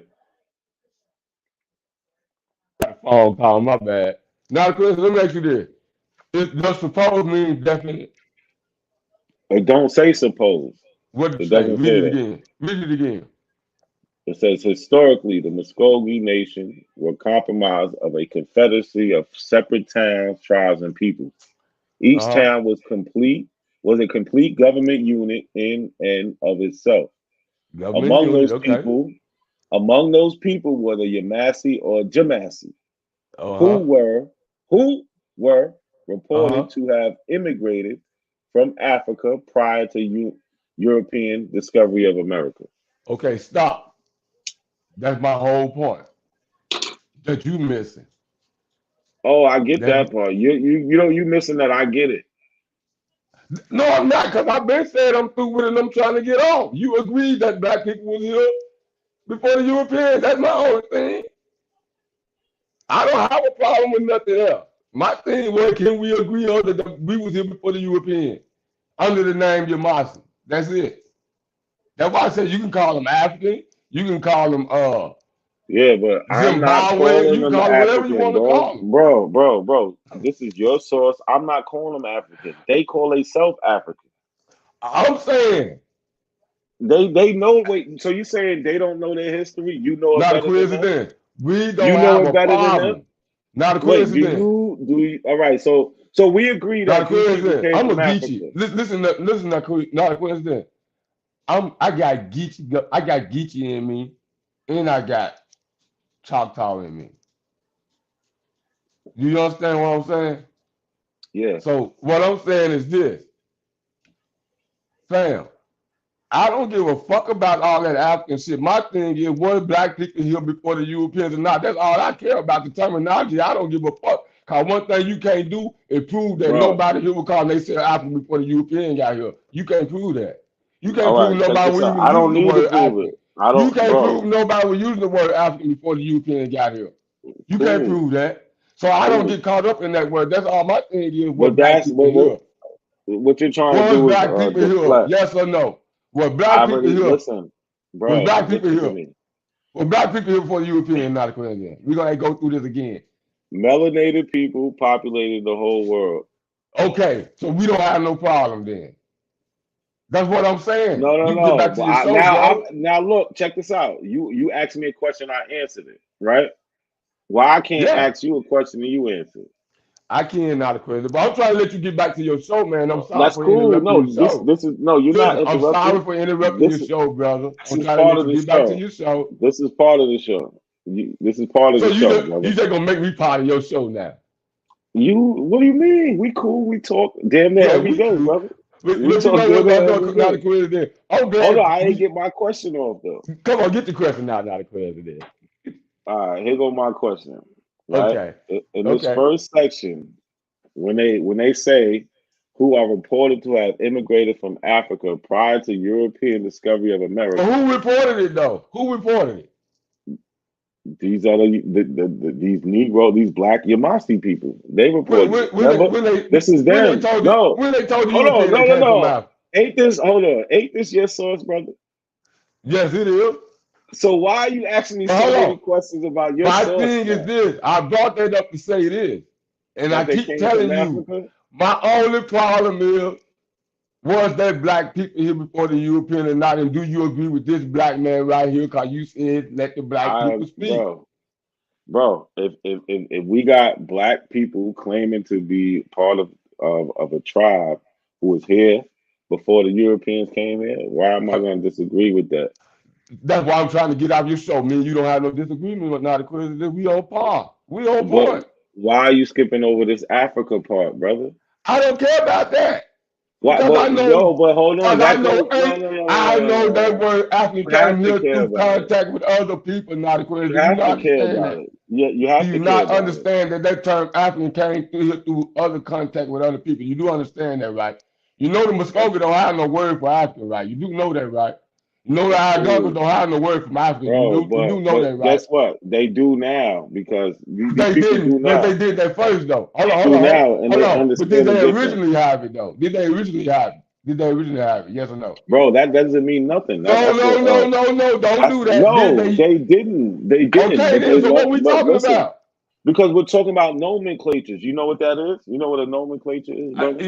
Yeah, and I know what a misnomer is too. You know what a misnomer is? No. So what? So Hold on. Do you nomenclature know is what a what? misnomer is? Do you know what a misnomer is? Yeah, but we ain't talking about no Okay. misnomer. Do you know what a non-nomer is? Do you know Do what you that know is? that yo, bro? Look how you deflected. Now, I ain't The source deflecting. you brought up. The source you Listen, now, brought up Quincy, in the do what first you gotta section. learn now, Quincy. Let me hit you what Mumu do Jabbar said one time. Sometimes words are just words that have no relationship to your reality. And you don't even understand that. You don't No, understand I that, brother.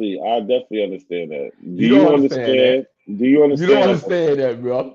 No, I understand it, but do you understand that the first line of your source says that these people came from Africa?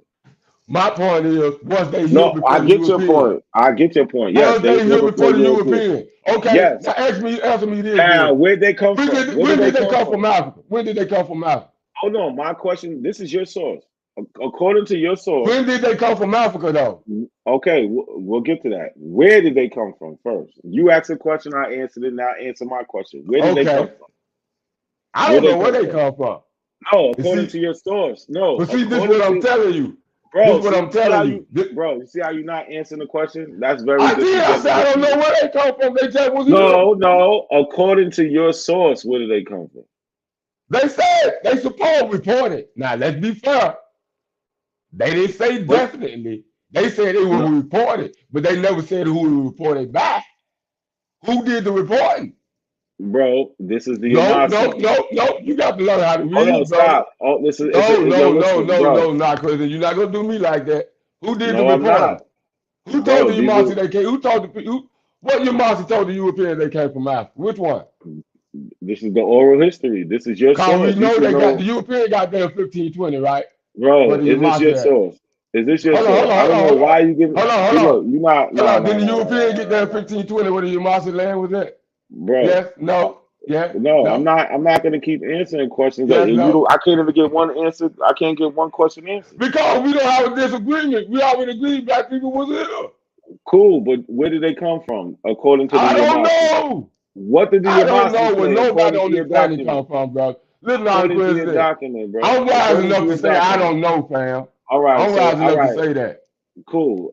Since you I'm didn't not read like this, you. I'm so not gonna be obviously you projecting. didn't read it. You didn't read it, so I'm gonna read it. It Sometimes it's says, about where you at, not where you from, nah. fam. You didn't read it, so I'm gonna read I it. just Check it said. out. I'm gonna read I it. know. It I says, told you. I gave you the document. I You know, and didn't I'm know gonna nothing read it. about it. Hold on, You didn't know stop. nothing about the document. How you gonna tell me Cool, about I something that I didn't. taught But you, guess what I fam? did know? Ty Sam, guess what I did know? Anything you But gave me is not gonna disprove that black people come from Africa. Just like and what it's you not just going to gave me, prove. Hold it's on. not gonna But disprove hold that. on. But what It's it just do not. prove? Your But what source it do smoked prove? you. But what we do prove? What we do Your source prove? killed yourself. No, it don't. You know why it don't? Cause I just told you. Yes, it Do do. you That's know why what you won't answer my misnomers are? question. You Do you won't know what answer my misnomers question. are? Do you know what No, misnomers are? no. A place is not a misnomer, bro. A name of a person Huh? could be a misnomer. They're Hold saying they came from a place. on. They no. Show Yo, me a stop, bro. Muskogee Stop. word that can be translated into African, fam. Bro, they speak in English. And in their English word, they sit there and Okay say that then. they Okay came from then. Africa, according to That's your my source. point. That's That's your my point. source. Your That's source, why I bro. said words are just words that That's sometimes have no horrible. relationship to your reality, That's fam. horrible. That's horrible. What The you doing people is call you horrible. Marcy, fam. Hold What on, you hold doing on, is horrible. hold But on, check this out. hold on, hold on. Hold Are on. the people? See, we're talking about black and African Americans. We're not talking about this beef shit that we're on. We're not on this drama shit right now. We're on Aboriginal TV's channel talking about Pan-Africans throwing shots at the Aboriginals. A Pan-African came on here, our brother, that makes our shows live for real. I gotta say, all of us need to like sneak together and throw this nigga like $10 cause he's one of the only Pan-African boo-boos that come up here and put up a fight. People that just come up here need to see that. They need to see an African and they need to see an Indian and they need to see the debate so they could choose a side. Not a coincidence is a major factor in this community and people don't even know it. Goofy motherfuckers. So not a So coincidence. your own source killed you. Your source killed you, bro. Your source killed you. Hold on.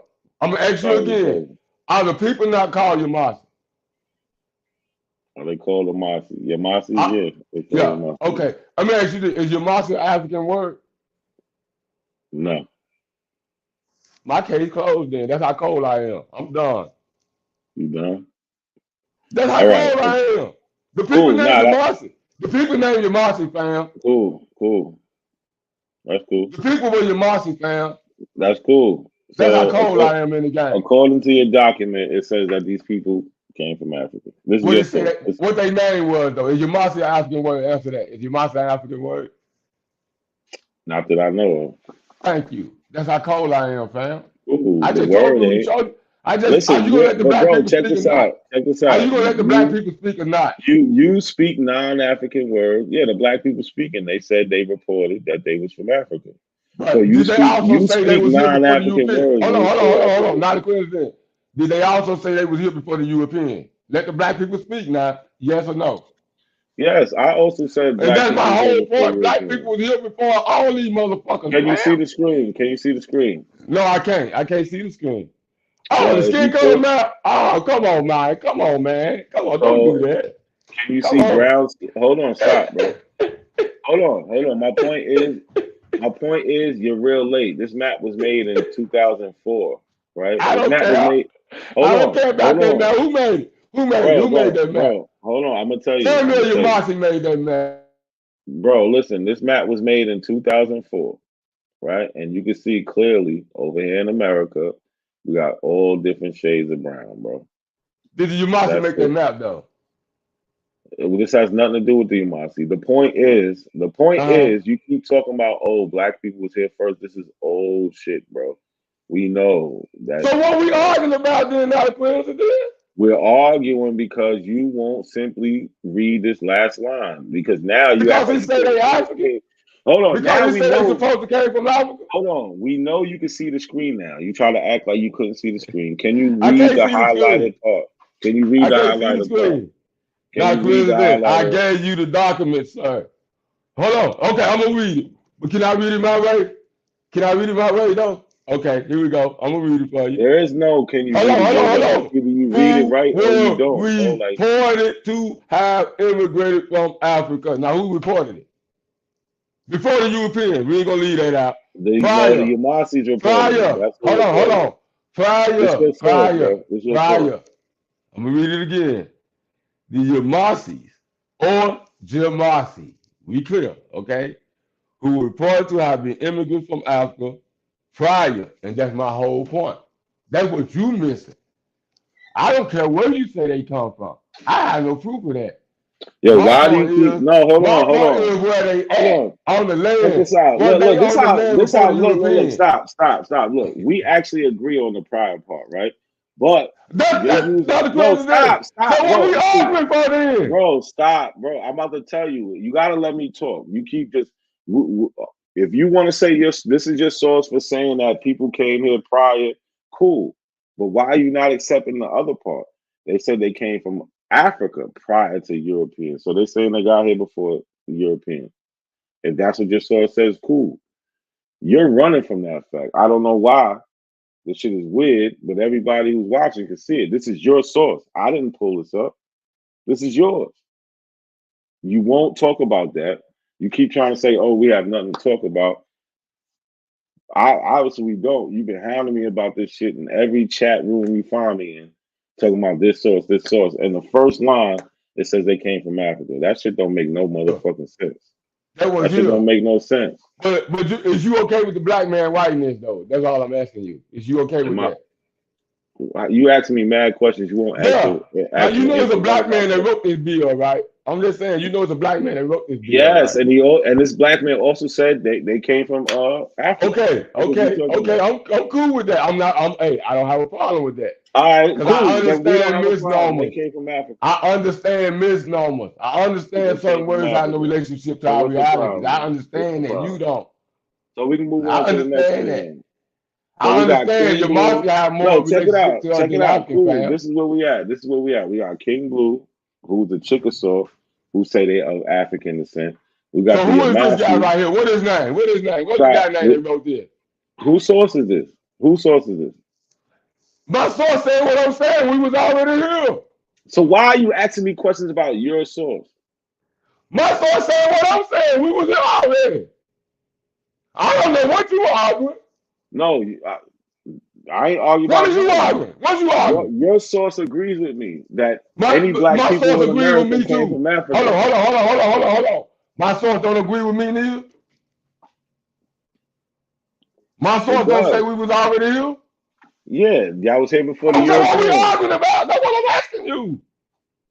As long as we agree your source says they came from Africa, there's nothing to argue about. But does it agree that we was here though? I don't care where Yes, they say we came from. yes. That's But all. do That's you? all I care about. That's No, all that's I care cool. about. Not a question. And I don't care about them being here before Europeans. But where'd they come from? I don't give a fuck about that. That ain't my problem. Oh, of course you I don't, don't give a because fuck you're about that. pseudo, bro. You're pseudo and I don't give biased. a fuck about that. You are Shit. pseudo and biased. You are pseudo and How? biased. Because we talking about people being here before the Europeans? Bro, you're pseudo and biased. No, it says they came How? from Africa. That's what it says. How? And I said, I don't care How? about that. My only problem is was they here. That's my point. Does my article disagree with me on that? Yes or no, nigga? And does the article Does disagree my that I article said? disagree with that? Yes or no, nigga? Does it agree with me? Yes or no? No. Does it agree with me? Does it agree with me, nigga? When we Does it here? agree with? When Does it black agree people here with both before of the us? Europeans, that's all I care about. Yeah, That's I it. said that a million times already, Okay, bro. then You we don't talking have to no the you problem. preaching I to the keep choir. saying You it. preaching to the Why you choir. keep trying to make us think we have a problem? We don't have a problem. All Quit right, doing so your stop. audience So like that, fam. when you hear this African shit, when you hear that Because there African is no shit, Muskogee word that don't got. fight against it. There is no Muskogee word for African, fam. It don't matter. Who cares? There's It's no still Algonquin African word for people. African, fam. It's still African There's people, no though, brother. Miccosukee word for African, fam. There's no Arawak word for African, fam. What does that have to do with your source, though? That is for you said a black man wrote this, right? A black man wrote that. His name on there. And Go up. Go back to the and top. Go back to the and top. Let me guess tell you what? who he And is. guess what he said? Guess what he said? Uh-huh. He said they came from Africa. So Hold what's your on. But point? what else did he say, though? What else did he say, Dr. Okay, President? that's another abo down. Okay, Dr. President. That's What why else y'all did he don't say? show sources. That's why y'all this is exactly Dr. why y'all don't show President. sources. Dr. President. I'm going to ask you one I more don't time. I'm know. going to get off. Do you agree that black people was here before the Europeans? Yes or no? Yeah. And that's my whole point. I don't know why you try to make it look like you don't want something. I'm letting the black man state what I said, that we was already here. Now, you want them to be from Africa, that's on you. I don't have a problem with that. And I keep That's telling not you, on that's not me. my argument. This is That's what not this my shit argument. said. We My can go to number argument is, was 12. black people here before It the says the Europeans Creek, came? look, the Creek Nation's 5-person delegation included both leaders of the Loyal Creek and Southern Creek. One of the Mm-hmm. members of the Loyal Creek delegation was an African Creek named Cal Thomas. Stop. Who was the Lower Creek? Who was the Lower Creek? Who the Lower Creek side with? Oh, this is your source, brother. I'm just saying, who did the Lower Creek side with? Isn't this your source? Hold on. Look, Does my source agree with me check that we this was out. here though? Look what else it says. Article 2 of the Creek Treaty of 1866 provides a Why are you pertinent getting part. around the bush that we was here, fam? Why, bro? Why you still about trying to make an argument In out of this as much, African shit, fam? bro. We agree that black people was here, man. Bro, so we can build on that from there, you all the way, whatever from there, fam. listen, you all the way out of line, brother. You all the way How? out of line. Hey, everything What? I pulled up say we was already here. Now you can Yeah, argue whether they but African or not. everything you pull up says they came from Africa, bro. I don't give a damn, but Everything. do it say we was here though? What From we Africa. here? What From we here Africa. though? What we From here? Africa. What we From here? Africa. What we here? From Africa. Bro, See, you are you running. serious? You running. You Oh, running. you're running. You're running. You running. You're running. You running. Hold on. Let me ask you this. Was they calling the people here your monster African first? Let me show you how cold I am, Listen, nigga. Let me show you how cold. cold I am, nigga. Look, Was the let me people tell you here this. called African or your monster first? Let me tell you this. Let me show you how Oh, no. cold I am. Let me show you how. See, we're talking about black and African Americans. We're not talking about this beef shit that we're on. We're not on this drama shit right now. We're on Aboriginal TV's channel talking about Pan-Africans throwing shots at the Aboriginals. A Pan-African came on here, our brother, that makes our shows live for real. I gotta say, all of us need to like sneak together and throw this nigga like $10 because he's one of the only Pan-African boo-boos that come up here and put up a fight. People that just come up here need to see that. They need to see an African, and they need to see an Indian, and they need to see the debate so they could choose a side. Not a coincidence is a major factor in this community, and people don't even know it. Goofy motherfuckers. So if we read right here, Article 16 of your of your source says, inasmuch as there are among the Creek many persons of African descent. This is your source. And this is why, like you like to say, I'm gonna show you why I'm cold. This is why I'm cold, bro. Because I guarantee it, any source that y'all try to show is gonna debunk the shit out of anything y'all trying to say. Because y'all don't read shit. Yeah, y'all fucking Type Sam, ain't nobody kicked you out. You still, it says you still up here. I don't know what you talking about. Nobody kicked you. You still, to me, you still up here. I don't know what you're talking about. But this is shit he didn't want to talk about. Bro, what you mean you not on? This shit still got you up here. You don't see you up here? All right, want me to kick you off? You gonna come back up? I don't know what to tell you. You can clearly see Tyson up here.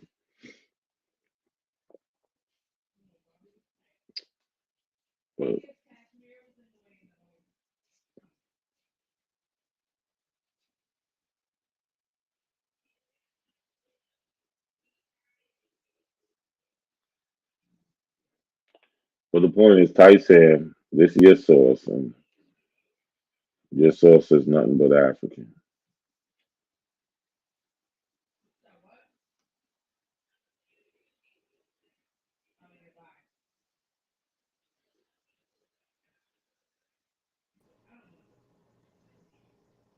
Hello? Yeah, you back. Now, quick, let me ask you a question right quick. What do people call Umasi Hill first, or what they call African first in this country? We know that the European met the Umasi in 1520. Were they known as Umasi, or were they known as African in 1520? I don't know what they was going on at. See what I I'm know. saying? See what I'm saying? You're a deflecting motherfucker, man. You see what No, I'm I'm saying? not. You know what the history is saying. I You was know at what the history deflecting. is saying. What the history is saying is. The history don't say that they were Umasi in 1520. If that's what it says, cool, bro. That's fine. Like I don't like. I'm just I don't get saying. what your I'm point just is. saying. Which term was on the land first, Umasi or African? That's all I'm asking. Of course, it would be an indigenous tongue, Yamasi. Okay, that's how cold I am in the game. You hear me? You see But how smooth that was? You see how how simple smooth you can is just it? break this shit down? You see what I'm saying? All right, cool. You can't get around that. So I said you can call them African how you want. I know they call you Machi first. You can call them African how you want. I know Why you you keep Machi is the saying? original Why do you name. keep saying I'm calling it African? Why you keep saying I'm calling them African? Why you keep saying I'm calling them African, bro? That's Yo, how cold I this am. nigga go. See, that's how you can just break shit down simple to where a baby can understand. You know what I'm saying? That You're not breaking nothing down. Would you? I'm All just right, break saying. down. Hold Break on, hold down what on. I got When they call highlighted. you Machi or African first, fam. Hold on, bro. Why stop? Yo, bro, don't ask me that question again. You keep asking the same question. I'm asking you a Now question you now. ain't understanding. You ain't No, you understand. not I gotta make you understanding. understand, Yo, dog. I bro, gotta you're make you making shit understand, up. dog. You're making shit up, bro. Your How? source, And they would call you how? Machi first? Bro, who They would cares call you what they was Machi before called they would first? call African, The fam. That's a person, the historical people, fact. bro, the people who's called Yomasi first, they literally said, because you said they wrote this shit, they said they came from Africa.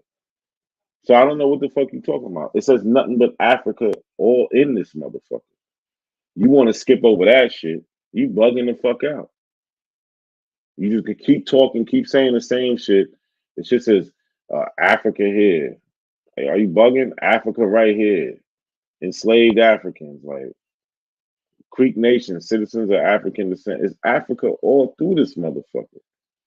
But this nigga wants to ignore this shit and just keep saying, oh, was they called Yamasi first or African? Who cares what the fuck they was called? The term Who African has no cares what relationship they to was your called, reality, bro? fam. It don't have no No. relationship to your reality, fam. Your source has no relationship to your Yes, reality. it do. It said we were No, here. absolutely not. And it says you came from, so you're African, bro. You're African. You want to claim this Yamasi shit? You're African, bro. Hold on. Look, It ain't your African Marcy shit. descent. Hold on. You It ain't your African, Marcy bro. shit. It's the African shit trying to come up to your Marcy. You see what I'm bro. saying? It ain't So the these Yamasi people, shit. It's the hold African on. shit trying to come up to Yamasi. So you Yamasi are saying American. Hold on. Is this America? Is this America? Not a coincidence.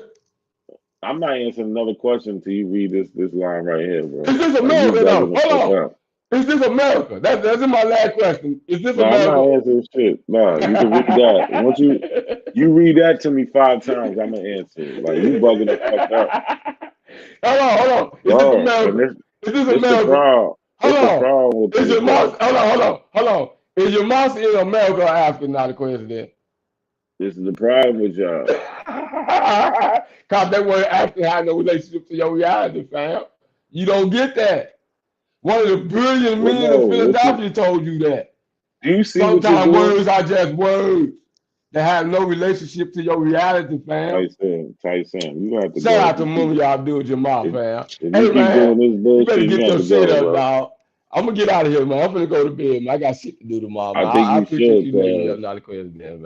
I yeah, had go ahead, fun cause with you, dog. we're gonna read your source that talks about all this Yeah, African shit. yeah, you can Shit read is it. horrible. It's Hey, horrible. have fun reading it as long as you don't skip past prior to European contact. As long as you stay right there, prior, That's they could be African. Listen, they could be African. They could be Asian. They could be, goddamn it, from Greenland. I don't give a fuck where they came from in ancient times. Long as you say prior to the European, we fine. yeah, Anything cause you beyond too that, though, we cause got you a want to skip problem. over the African part. I don't give a fuck about that because I know it's a misnomer. The people named Yamasi. Yamasi is in America. That's all I know. I Bro, know all right, Yamasi ain't in all right, Africa. all right. There is no Yamasi tribe in Africa. Find one King for me. Pseudo. Good night, King Find a Pseudo. Yamasi tribe in Africa for me. Yo, before you leave, can you read the highlighted part for us? Oh, no problem. Let me find my glasses. Hold on. You know I'm getting old, Doc. You know I'm in my 50s and shit, you know. When you go to get you're a young buck, ain't you, not a coincidence? Nah, I ain't young at all, bro. I'm Oh, okay. seasoned. I'm Oh, you seasoned. see? I can't. I'm gonna see how seasoned you is. What the people call you monster African first. Let's see how seasoned you is. Your source doesn't say what they was called first, though. So go ahead, read that. Read that. Let me read it. Let's Let see me if read you that again. seasoned, if you can Hold on. read Let it. me read that again. Let's go. Listen, among those people, whether you're monster or your monster, who were reported, and we don't know who reported it, right? We don't know that. Cause we know the Yeah. European. Hold on. Vast crash de Leon. And Why we're you gonna not go into reading this it? struggle. Why Hold you on. not reading it? We read Why it. you not Okay. reading it? Hey, You hold on. I'm scared to reading. Okay. death, Let me man. Read it. finish. It said prior to European discovery of America. Hey, the Yamasi in America though? Where they found the Yamasi at? Why you That's didn't how. keep? No. Where they find the Yamasi at? Where they find the Why Yamasi you skip over the immigrated from Africa part? at? Hey, Doctor, I'm having fun with you, dog. But we agree that we was already here, man. Anything else, I don't care about, man. I just want to be able to agree that we was already here, fam, and not have that argument no more. See, you worried about where they come from. It ain't about where you're from all the time. It's all about where you're at sometimes, fam. Bro, no, but And you where the not worried. Yamasi was at, listen. You want to And where the leave shit Yamasi out, was at but when the it's all European good. got here, guess where the Yamasi was at when the European got here, not a president. Where they was at? This is Where crazy. they was at? I In thought you was America. leaving. I thought you In was leaving. America. Hold on. Can you show me a Yamasi tribe in Africa? Where do Yamasi come from in Africa? Show me. Bro, what are you doing right now, man? Show What me are a you doing? Yamasi tribe in Africa, fam. You said we come from there. You should be able to show that. Hey, what y'all favorite Professor James Smalls and Booker T. Washington, Booker T. Coleman said you need evidence. I need evidence that Yamasi come from Africa. What's that? Yo, this shit is crazy. This nigga will talk, but he will not get past the fact that his source says they came from Africa. This is silly, man. Let's play this video. This is crazy, man.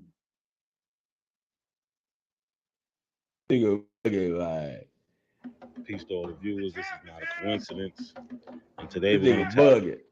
a contradictory statement made by the Aboriginal community, namely Supreme Chief Holiday. In this video, he actually says African American did not exist in the 1800s. Then when I show him proof, he goes and says he's never said that. So let's watch the video. Hold on, y'all. Enslaved, right? It says enslaved and free, right? It says it right there from the top. And it says African Americans, but we know the African Americans didn't exist at this time. Right, so what? But Oh we no know no no where- no no no no no no no! Listen, That's that's a why I'm lie. here. That's why I'm That's a here. lie. That's That's why a I'm lie. here. That's why I'm That's why I'm here. here. That's That's why why I'm here I'm for here. you We right got now, problems brother. now. Come on now.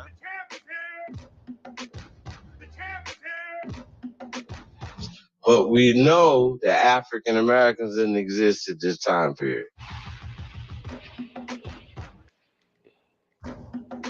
And Chief Holiday right about that. You said they wasn't Wait, calling yes, nobody sir. that. Wait, Wait, so was they calling people that Let's or go. not? Yes or no? Let's go. No. You came up with this half cocked ass piece of paper right here, bro. People that, yes or Nigga, no? it's in my blood, nigga. Why What? was they calling What did you people say? that? Yes or no? You said it wasn't happening. No, So now you're I saying never that denied that. That's for a rookie that told So you heard him? He never denied it. But you heard him before say it Hold wasn't. on. Hold on. No. Hold on, but he No. right What is he though. right about? Because he said two different things. This is y'all pseudo shit. Hold on. Now niggas is But pseudo as hold fuck, on. bro. So you Y'all say say they called one the thing, Yamasa then you Africans in turn to something 1520, fam? No. We passed that already, bro. We passed that. You didn't want to read that part. You trying to not. Hold on. I'm not They talking called the about. Yamasa, but you right though. They wasn't using African in that time period. He right. Bro, stop. This Show man, me. you watch this Show video. me. This man said Show two me. different things. Show you I what? agree with him that they did not use the term African in 1520. Bro, now look. I told you that. No, That's you not for said me. that. I never. First of all, stop. I'm about to get you the fuck out of here because who's talking You about do what you want to 1520, do, bro? but you can't prove that they were using the term African in 1520, fam. Bro, they was using the word African in 1520. What are you talking They about? used it to describe the Yamasa that they called the Yamasa Africans in 1520. Who? Nobody's saying that. But guess what the Umasi say today? They say they came from Africa. So fuck is you talking about? You just gave us this source Hold that on, says fam. it.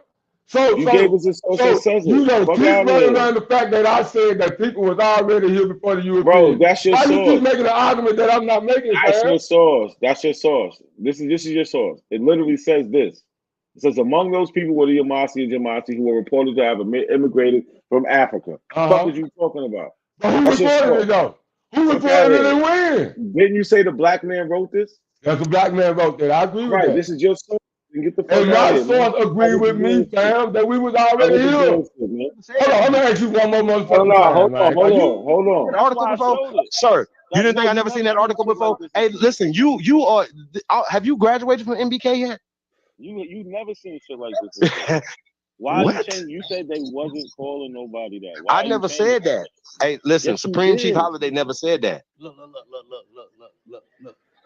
Look at this. Somebody come look at this. Look at this. Somebody So come not and a look. coincidence. So not a Look at coincidence. this. I can show you plenty of stuff that So people was wrote they down calling and called people- people was they- anything. was- That don't mean that was they they called calling- herself that. That don't mean that she called herself that.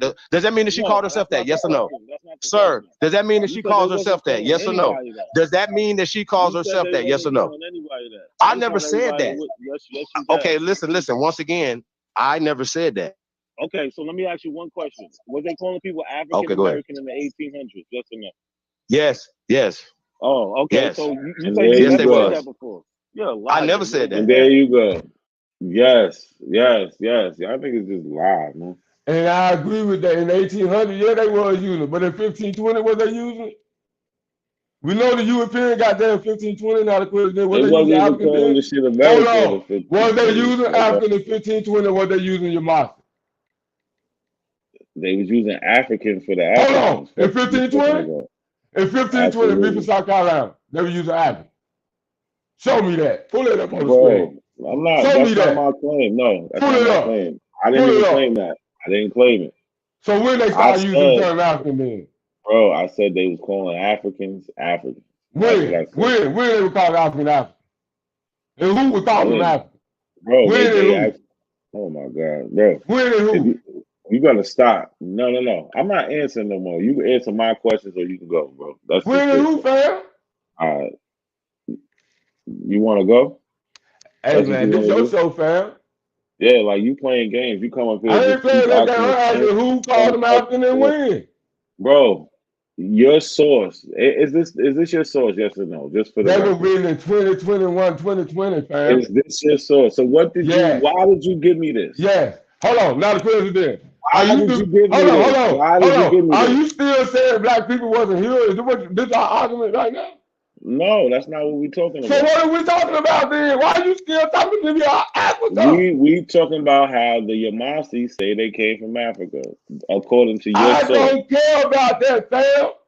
Are you My cool with point that? is, Are well, you black cool with people that? here before Are the you cool with Europeans. that? I've been told you I was past this. You keep bringing So this why up. are we still arguing about this shit I then? brought a whole nother video up to change the subject, and you keep bringing up But you 50, still 20 on Africa. No, you still abusive. bringing up the subject about Africa. Let's Bro, talk about it's America. always Hey, about that, hold on, hold bro. on. Listen, Why we can't talk about America since we know we was here before the Europeans? Why we can't talk about that, bro. fam? I just was showing you America. I was just showing you America, and you Let's brought talk, up the let's talk Yamasi about these again. councils these motherfuckers done took. Let's Nah, talk about these councils these motherfuckers done took. Let's absolutely talk not. about these land these motherfuckers done took. Let's talk about No. that since we know it was No, here. let's talk about the history of y'all denying this African presence in America, which became this black community that we see today. Like, fuck out of I'm here, gonna man. ask you this. What Y'all African niggas is president in bugging the America? fuck What out. African president? What African president in America? Show What you me. mean? It's Show me. all through it. I did show it already. What is it? Bro, it's in the language, it's in the What culture. language? The What language? music. Let's stay right there. What language? What do you mean? What language? What The language language is the that, African bro, president listen, in? stop, bro, stop. You're not gonna ask me a question, and as soon as we're not where you think we at, bro. I don't know what the fuck you think this is. Nigga, we speed read. Nigga, what are you talking about? Nigga, we speed. No, bro, fuck out of here, man. That's just not what we doing, my nigga. Like, fuck out of here. I showed the video already how they was explaining the African AAVE in the presence of the of how we use and talk and the shit how it comes from West Africa, just the structure of our sentences and shit like that. Like, you're not gonna double, triple ask me the same question, man. We're not gonna keep doing that. Like, chill the fuck out, bro. What African language you got? It's either you want to be here or you don't, my nigga. Hey That's man, really, this your show, fam. You invited me on. You get nah, me bro. out. There's a Hold certain on. way. Listen, there's You a certain invited way. me on. I didn't want to come on. I get asked the question from the chat. All You right, and I see, you answered it. thought you were And I gonna get up answered here and it. get a clown Oh, up here, but you got a yeah. nigga that matches your energy. I You got can't a stand clown, it. bro. Listen, bro. You can go. We can just build on your source because I got a clown. This is your source right here. You're the clown that brought this source up here. And right here on the top line, it says, among those people were the Yamasi or Jamasi, who were reported to have immigrated from Africa prior to European discovery. Like, fuck is you talking about, tight Sam? Y'all niggas is bugging the fuck out. Like I said, everything y'all show debunks everything y'all fucking say. Shit makes no fucking sense. Like, this shit is ridiculous, man. Ain't one thing y'all niggas come up with that actually like could show that y'all always been here type shit. Like, no, nobody says this. Nobody says this. No. Now there's different way to look at who we are in America and compared to the world. And are we our own people and shit like that? Hell yeah. Y'all niggas bugging the fuck out just trying to erase everything. I'm not with that. Y'all niggas crazy. They were brought here from the soils of Africa. This the problem, Cuddy. I want to talk about what the black people say, what the black people went to. They want to go to some whole other shit. They run from The this question. shit. They can't find anybody who says what they say. Can you find Why are somebody? you lying? Martin Luther King. No, he doesn't. Bro, what are you talking about, man? Hey, hold on. Didn't you just see me playing? No. Okay. Hey, listen, fam. Go ahead. Hey, bro, we're not gonna let you just come over here and say dumb shit when we have archaeologists that from the 1800s.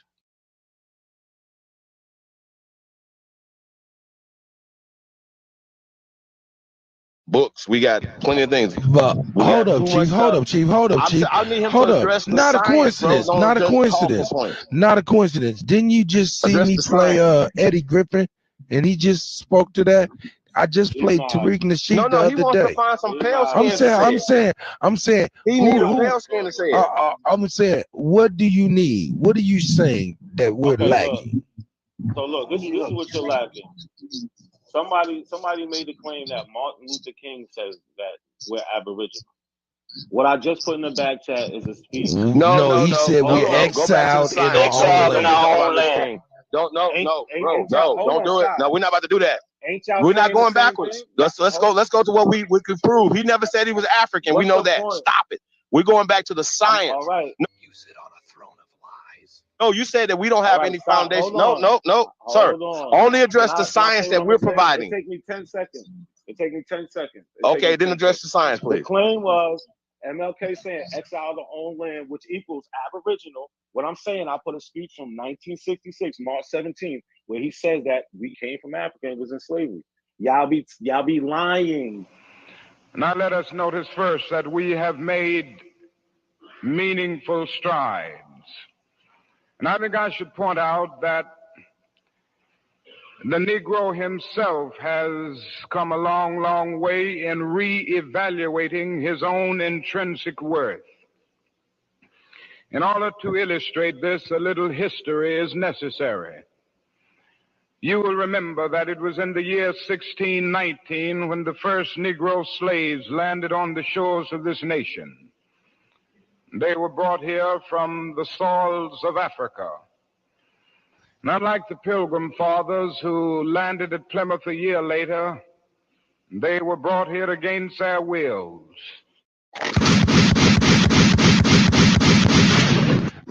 Bro, I'm out, man. That nigga's tripping.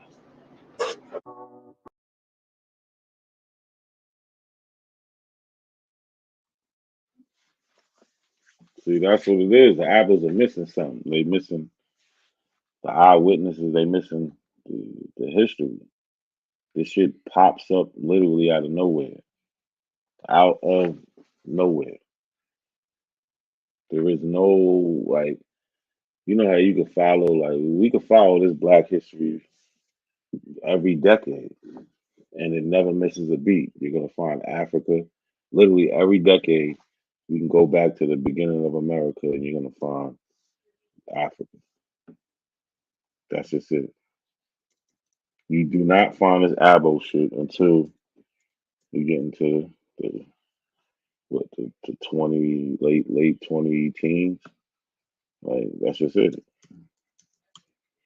There is no historical anything.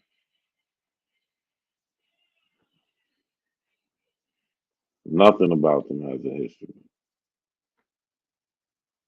They're gonna come up here and do all types of shuffling and, oh, what about this? They're gonna try to show a source real quick, but it's gonna debunk everything they talking about. But if we was to go back to 1998 and see what Black Indians was talking about, they're gonna say a story that we always said. Right? We got Don Little Cloud Davenport. He's the co-founder of the Black Native American Association.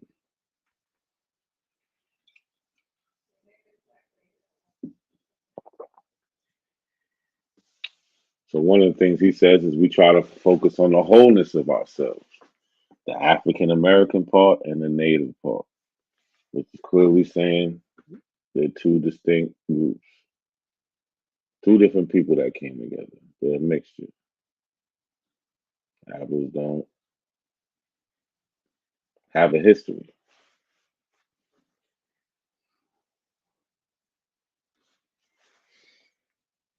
Where? That's my question. Where is it? Like, where the fuck is y'all at? No bullshit. Where the fuck is y'all? So Don Little Cloud don't agree with y'all shit. He definitely don't. There's more people who don't agree. We got King Blue don't agree. Let's see if we can dig up some more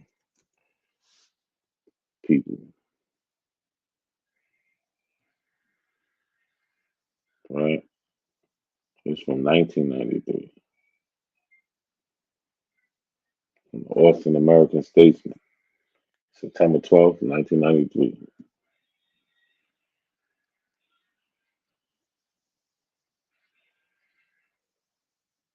We know he's not going to agree.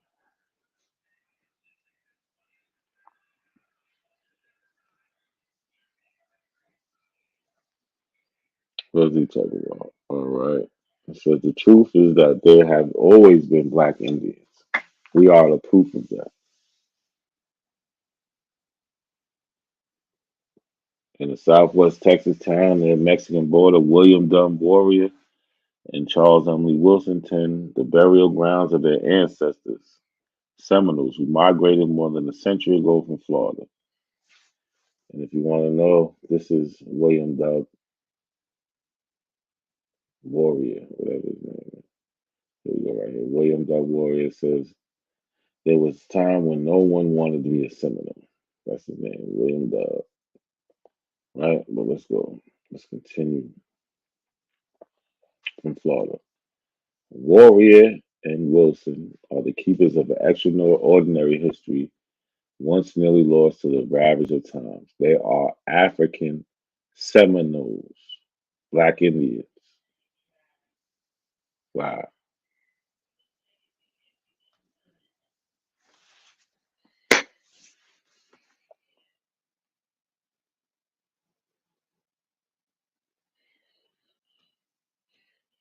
So we're like, that's what I'm saying. Where y'all at? So let's go to the rest of the story. It says CA10. Let me see. Let's see how we're going to do this.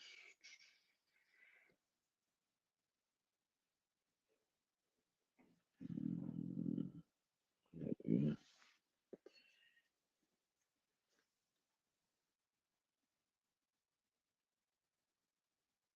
This is Charlie Emily Wilson. Huh?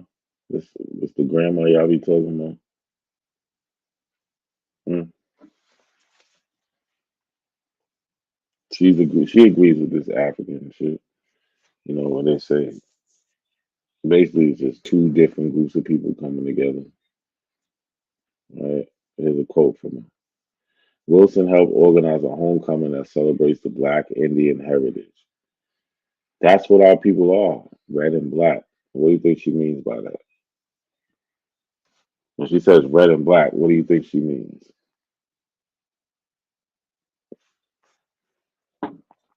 People like Tight Sam and the rest of the pseudo Aboriginals, they want you to believe.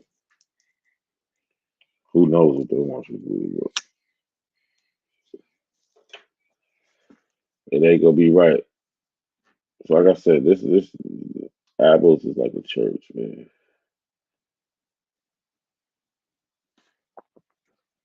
It should all the way like a church.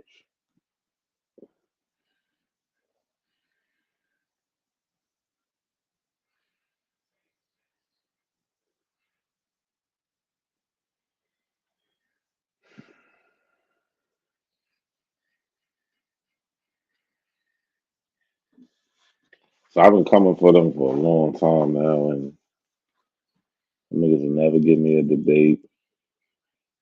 I don't even think I really even want to debate them, especially on their channels. They're like so pseudo that nobody has an honest bone in their body. Who would be a judge? Like, that shit makes no fucking sense.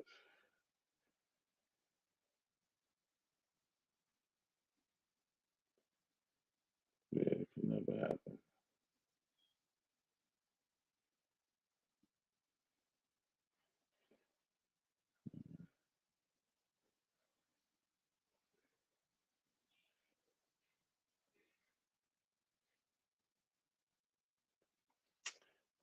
Let me see. It's like what?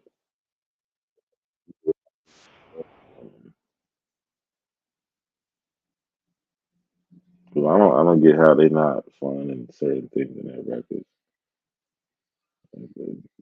It makes no sense.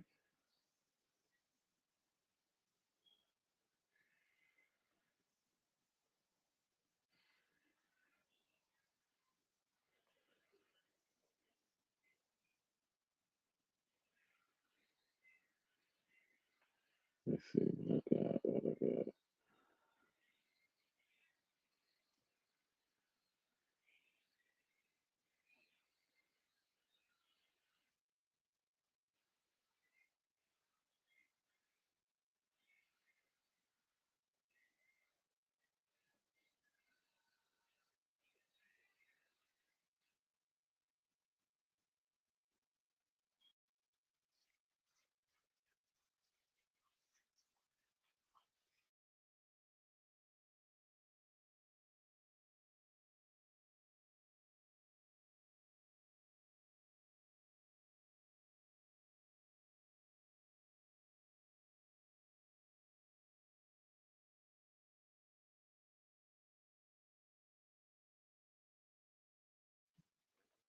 Damn, Welfare K. I didn't even see who's back there, man.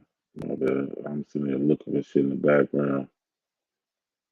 If you want to pull back up, pull back up. I'm paying attention. My bad. I'm trying to find some.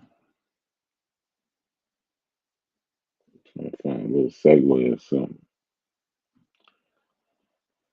But yeah,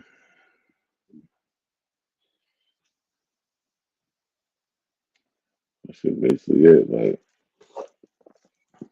the proof is in the pudding. Like what they want to do, they like to corner a nigga out there. Get it like 7-on-1. They wanted to overtalk you, like you just seen with Tyson.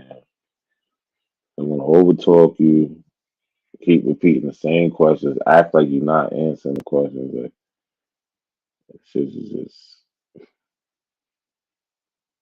I don't know. I don't even know what to call it.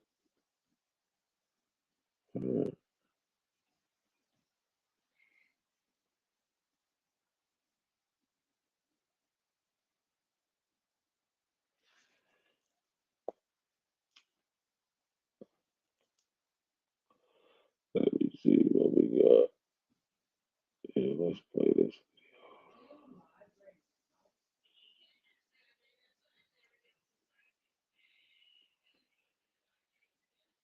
You want the teacher to call on you. Baby, should have raised your hand. Raise your I raised my hand. I raised my Okay. hand. Tayshawn, DJ ZB, was you done? Hold up. Finish up, brother. I'm My bad. sorry. I'll be over there teaching No, it's it. good. It's good. Get in there, Tashawn. They're gonna Not a learn, man. coincidence. According to you, right? I want you to tell me in the 1828 Webster's definition. What is the definition of color? What does it say? Watch this, y'all. Definitely, there's actually three.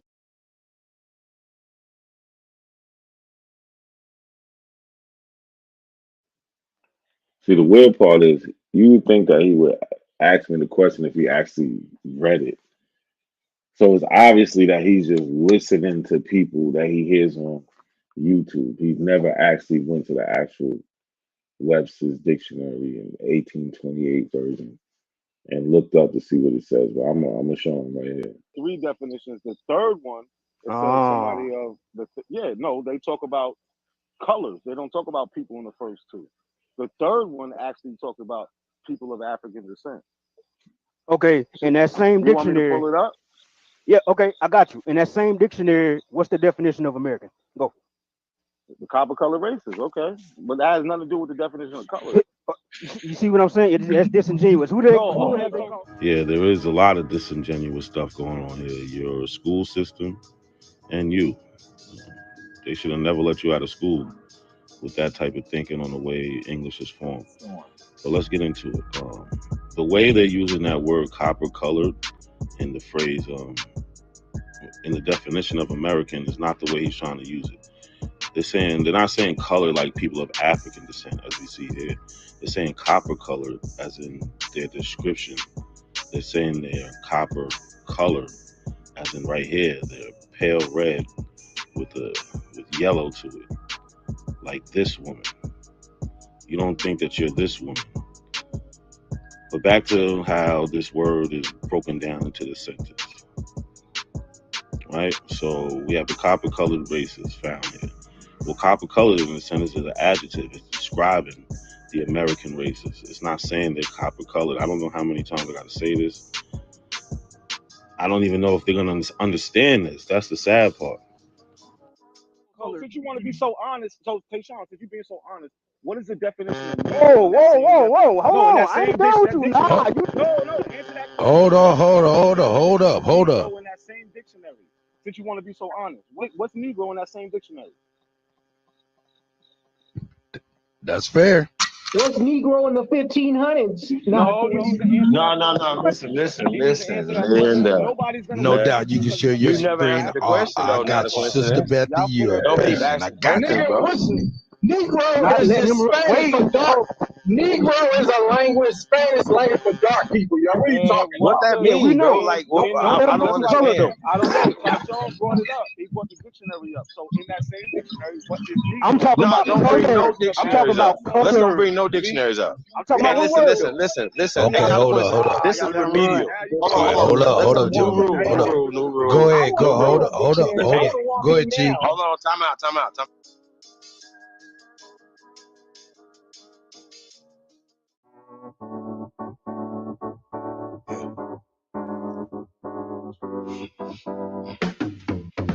Break that lane, I'm trying to make a name, but my sick thoughts got me by my brain. I'm searching for my how ironic how we hustle for the same, but get bracelets for trying to get a chain, and they wanna take up.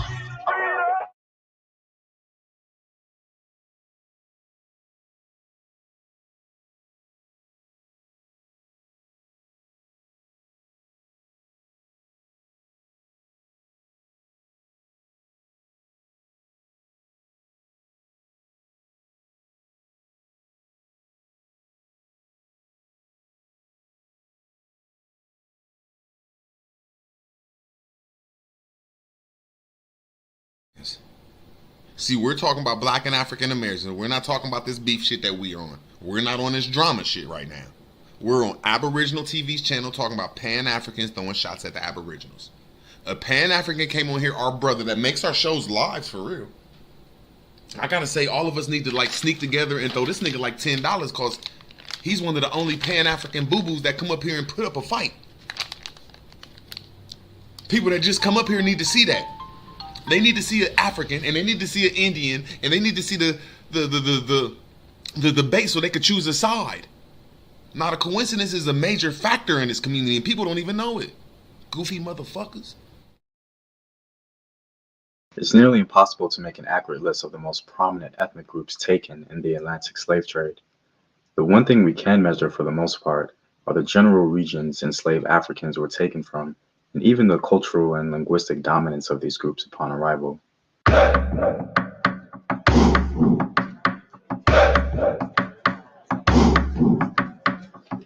What up, African World? It's your boy Home Team here, and I'm back at it with another video of African history, culture, and worldview. And remember, if you want access to sources, courses, exclusive videos, or you simply want to support the Home Team, you can do so on patreon.com.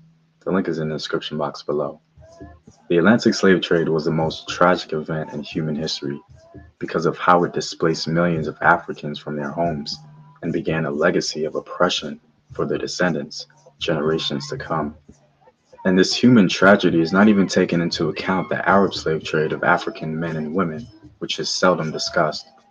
Popular culture at times assumes we can't know which ethnic groups were taken in slavery, but with a little digging, we can identify, highlight, and remember the people who experienced this tragedy. One way we can honor these Africans is by speaking their names and acknowledging their history and experience. So let's begin with the top 10 African ethnic groups taken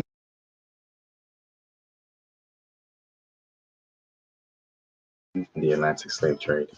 At number 10, we have the Shamba people. The Shamba are located largely in northern Nigeria and Cameroon. They're an interesting group of people because their oral history seems to suggest that Shamba identity largely formed due to a mixture of two people who spoke different but similar languages. The Daka and local speakers migrated and intermingled with each other, forming a strong Shamba identity. They were victims of incessant slave raiding by the Fulani Jihads in the 18th and 19th centuries. It seemed to have gotten so bad that they migrated to the mountains, organized themselves, and retaliated, attacking slave and trading caravans. For number 9, we have the Wolof. The Wolof are located in Senegal, Gambia, and Mauritania. The origins of the Wolof are debated, but a general belief is that the Wolof originated further north and began a migration southward into Mauritania and Senegal. The Wolof founded their own kingdoms and even an empire, but warring led to the enslavement of many Wolof populations. A segment of Wolof society contend that their first kingdom and founding father came from the Almoravid Empire and traveled south, bringing Islam to Senegal. Most Wolofs today are Muslims, but violent jihads in the past led to the enslavement and displacement of Wolof society. This violence was so prominent that it led to internal disagreements among the Wolof on Islam. At number 8, we have the Abron people. The Abron inhabit the borderlands of Côte d'Ivoire, Ghana, and Burkina Faso. They are part of a larger Akan cultural and linguistic ethnic group. The Akan people themselves are believed to have migrated to the forested regions from a more northeastern region of the Sahel. The Abron have a matrilineal system of descent like all Akan-speaking groups. They were essentially in the center of the Gold Coast slaving populace, and many were caught up in it. Because such a large number were taken, they were given a specific name in Jamaica, known as Coromantes. Coming in at number 7, we have the Fulani. The Fulani are one of the largest, if not the largest, ethnic group in West Africa. They take this title because they are dispersed amongst so many nations in West Africa and are even present in Eastern Africa. They can be found from Senegal all the way to the Central African Republic. The regions that they are most concentrated in is Senegal, Guinea, Mali, Niger, Nigeria, and Cameroon. And that's just the concentrated regions in which they are present. The origins of the Fulani are very hotly debated, but the most sound evidence points to their origin in North Africa. They are probably one of the original people in North Africa, due to some of the wall paintings that some scholars say point to their presence going all the way back to 6000 BC in Algeria. In fact, their history is very rich and full. They were well known throughout every region they inhabited and mixed with other ethnic groups. They had vast empires and kingdoms all throughout West Africa. Fulanis converted to Islam very early in their history and were the primary slave raiders in West Africa. The Fulani sold so many African. It's everything you wish for. Your site traffic is skyrocketing until this happens. Be careful what you wish for. Build your site on a platform that's engineered for success. So as traffic spikes, instead of overloading your servers, your site infrastructure scales to handle it. Ethnic groups throughout their history due to the jihads and slave raiding missions they initiated. Ironically, even though they were one of the primary slave raiders, they themselves were constantly enslaved. In fact, some of the most popular slaves taken to the New World were Fulani, like Ayuba Diallo, Omar Ibn Said, and Abdul Rahman, all of which were taken to America specifically. Because they're one of the biggest, if not the biggest ethnic group in West Africa, it only makes sense that they got caught up in all the Atlantic slave trade mess. In fact, I myself am a product of this, as my maternal ancestry, according to DNA analysis, is Fulani. For number 6, we have the Mande. Now, some of you may think it isn't fair to pick the Mande because the Mande are a collection of ethnic groups all over West Africa that speak the Mande languages. But it's nearly impossible to pick one Mande speaking group out of all of them because there's so many, and they're dispersed throughout so many countries in West Africa. The most dominant Mande group probably has to go to the Malinke, also known as a Mandinka.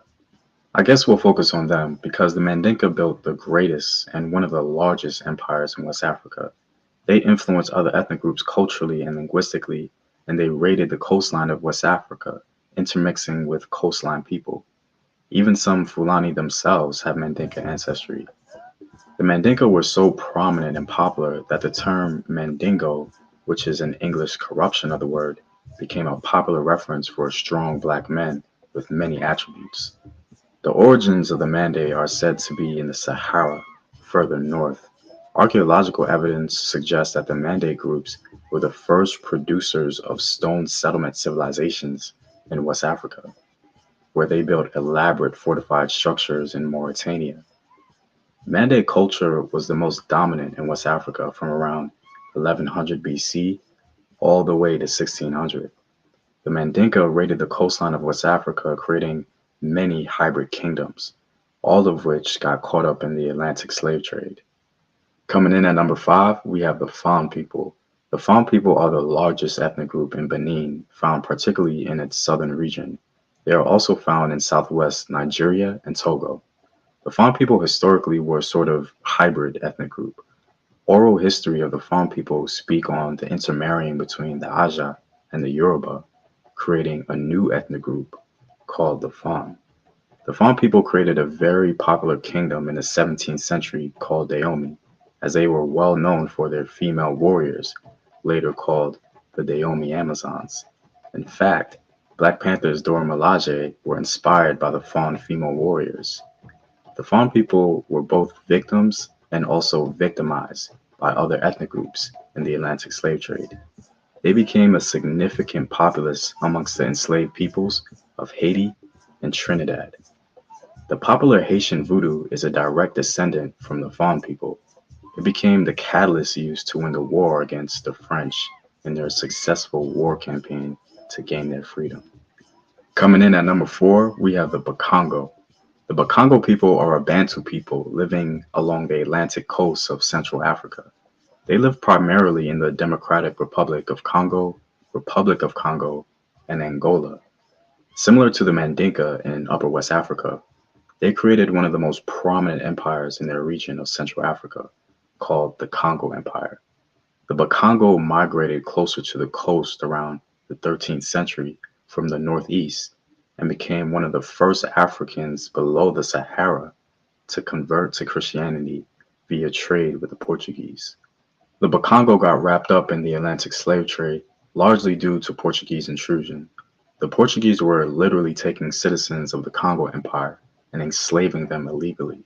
It got so bad that the king of Congo wrote a letter to the Portuguese king.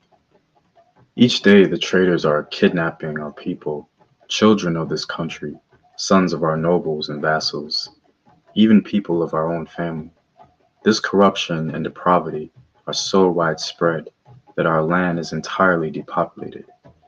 We need in this kingdom only priests and school teachers, and no merchandise, unless it is wine and flour for mass. It is our wish that this kingdom not be a place for the trade or transport of slaves. Many of our subjects eagerly lust after Portuguese merchandise that your subjects have brought into our domains. To satisfy this inordinate appetite, they seize many of our black free subjects. They sell them. After having taken these prisoners secretly or at night, as soon as the captives are in the hands of white men, they are branded with a red-hot iron. In fact, the grandson of the king of Congo was taken into slavery. His name was Ganga Zumba, which translates into Great Lord. His mother, the Princess of Congo, led a battalion in the Battle of Mbwila, but the Portuguese aligned with the African enemies of Congo, which included the notorious Mbangala, who were pretty much the Zulu of the region, and other African forces joined the fighting, numbering in the thousands. Due to the defeat at Mbwila, her son was taken to Brazil as a slave. But Ganga, knowing who he was, refused to be a slave.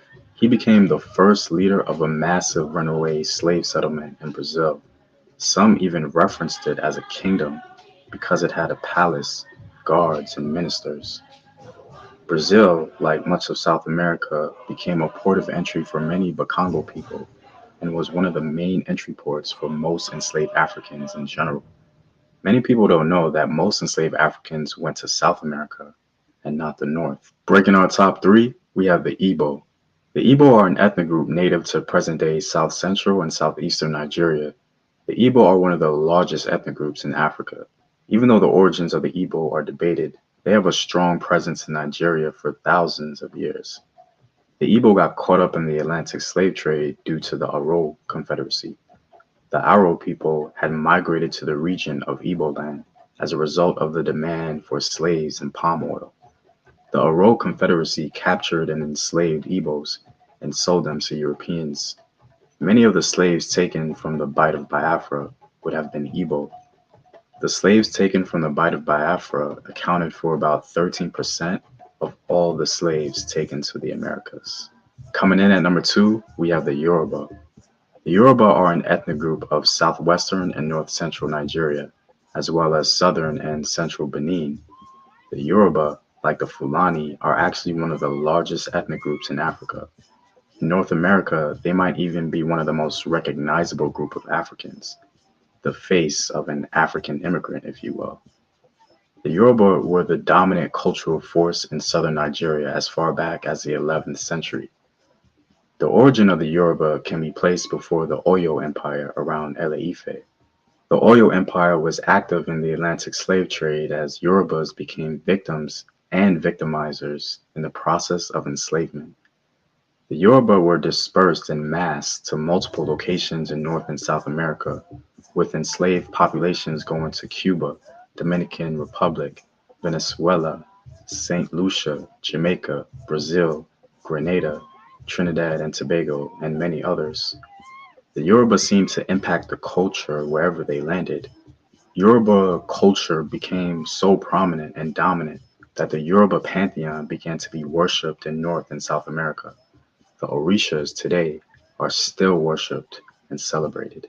And coming in at number 1, we have the Mbundu. The Mbundu people are primarily centered in Angola today. There are multiple stories surrounding the origins of the Mbundu, but the most complete one seems to point to the fact that they descend from a people group that had multiple chiefdoms around the Zambezi River. According to the Atlas of the Atlantic slave trade, most enslaved Africans came from the region of Congo and Angola. These Africans were largely taken to Brazil, especially from Angola. The Mbundu had many kingdoms that were vassal states to the larger Congo Empire. Queen Nzinga was the most popular Mbundu queen from that region and had extensive interaction with the Portuguese. Because the demand for slaves were so high, the Congo Empire established slave raiding and perpetuated warfare with Mbundu kingdoms, enslaving many Mbundu people. The Portuguese themselves would align with the Mangala to enslave many Mbundu people. The presence of the Mbundu was so high in Brazil that they began to influence the culture itself.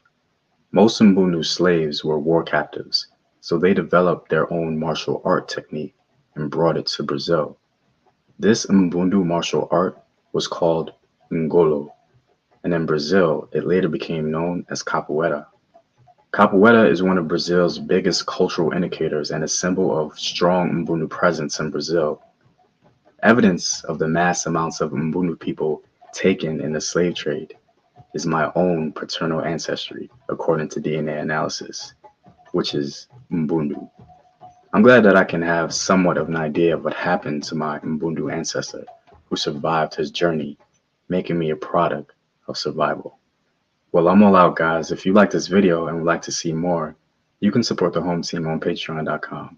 The link is in the description box below. Know thyself. Remember your ancestors. Peace.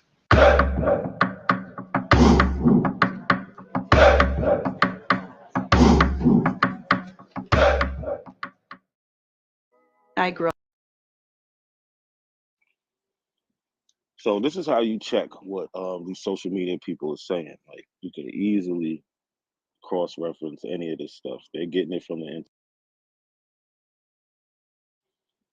So this is how you check what these social media people are saying. Like you can easily cross-reference any of this stuff. They're getting it from the internet, and you can too.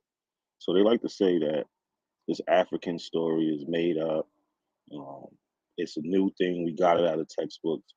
But what they're not telling us and showing us is how our ancestors claim to be African. It wasn't nobody telling them that they was African. You can see this through the census. If you go to the 1870 census, where a lot of people will find their brick walls, and you get down to the 1870 census, there's a point in history, let's give the date 1808, where the slave trade from Africa ended. But meanwhile, we still have people who was born in Africa that was brought here before 1808, and some came illegally after. So these people that was born in Africa and was transported here before 1808, guess what? They didn't go anywhere. Some of those people lived to 60, 70, 80, 90, 100 years old. And we can find those people on the census. So when we go to the 1870 census using Ancestry.com, we put the birthplace Africa, we go to search, and something amazing happens. We get 4,447 people who said that they was born in Africa, right? Let's look at Benjamin Cuffey, right? Benjamin Cuffey. In 1870, he was 94 years old. Birthplace Africa, race black. This is a black man. He has a whole family.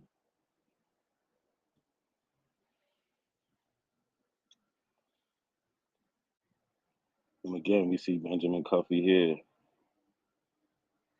with his family, black, born in Africa. This is easy. We could do this all day. Literally, all day. We could just pick anybody. Let's go to whoever this is, Cooper. Cooper, 85.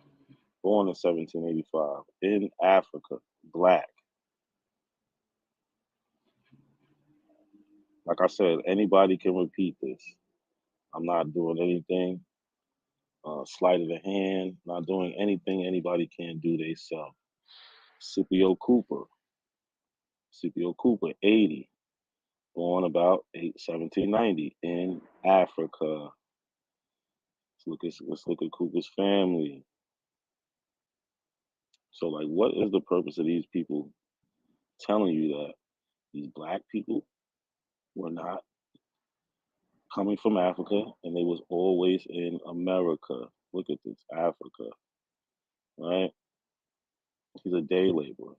He's 80 years old, male, black. Possibly one of these people's grandfathers. Most likely the male, because you see he takes the same last name as him.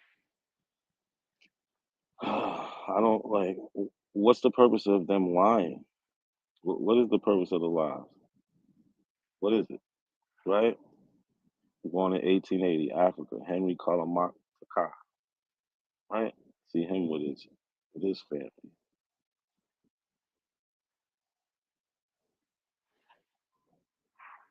What is the big deal?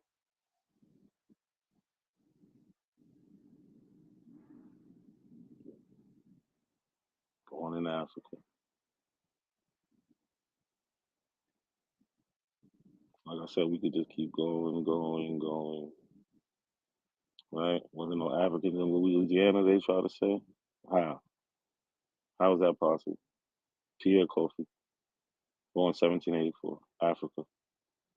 This shit is so simple, it's like pointless, right?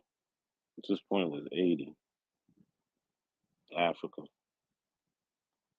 Like, what are y'all doing out there? What's the purpose of these lies or spreading this misinformation purposely? Like what? What do we have to go to? The slave narratives? We have to go to documents, account books. I don't get it. It's just, they say Africa all over. It just makes no sense, man.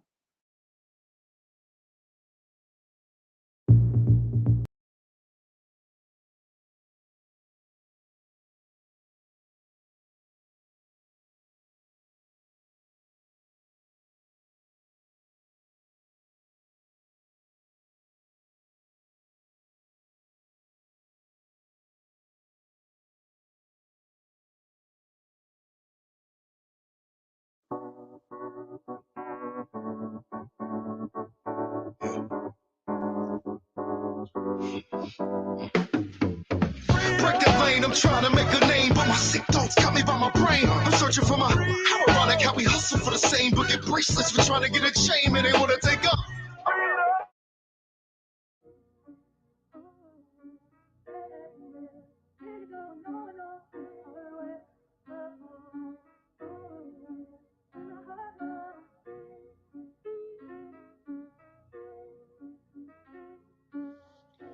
So there's a saying that there's no such thing as a dumb question.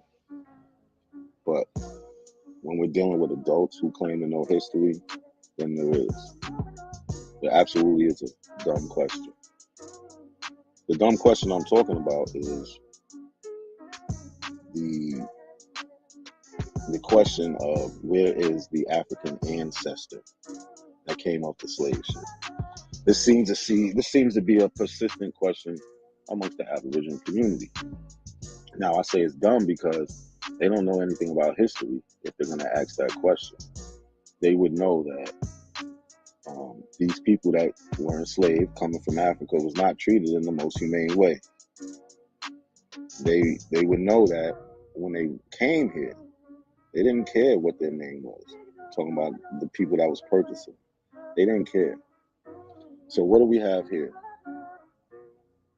We have a page from an account book from a man named Henry Lawrence. He was a big slaver in the South. So he took great records.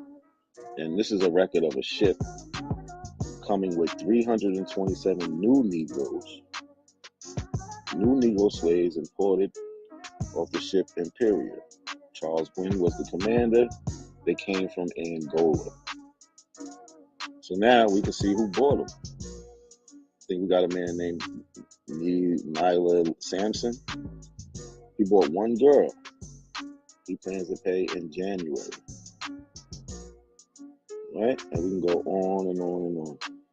So as we look at this, like we can see John Scott down here, he bought two men. We don't know who those men's name are, right? We don't know. But we know these are people that was enslaved and brought to the Americas. And on this page it says they came from Angola. Right? You see the different prices they paid for them, etc., etc. So these people who claim to know a little bit of history would know this, right? So this is a primary source that took place at the time it was happening. I know you can only imagine these little boys and girls being taken off the ship and then sold to the highest bidder.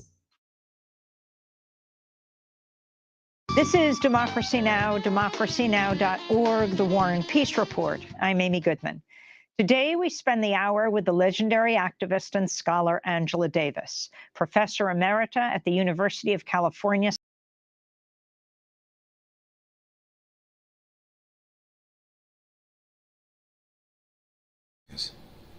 See, we're talking about Black and African Americans. We're not talking about this beef shit that we're on. We're not on this drama shit right now. We're on Aboriginal TV's channel talking about Pan-Africans throwing shots at the Aboriginals. A Pan-African came on here, our brother, that makes our shows live for real. I gotta say, all of us need to like sneak together and throw this nigga like $10 because he's one of the only Pan-African boo-boos that come up here and put up a fight. People that just come up here need to see that. They need to see an African and they need to see an Indian and they need to see the debate so they could choose a side. Not a coincidence is a major factor in this community and people don't even know it. Goofy motherfuckers.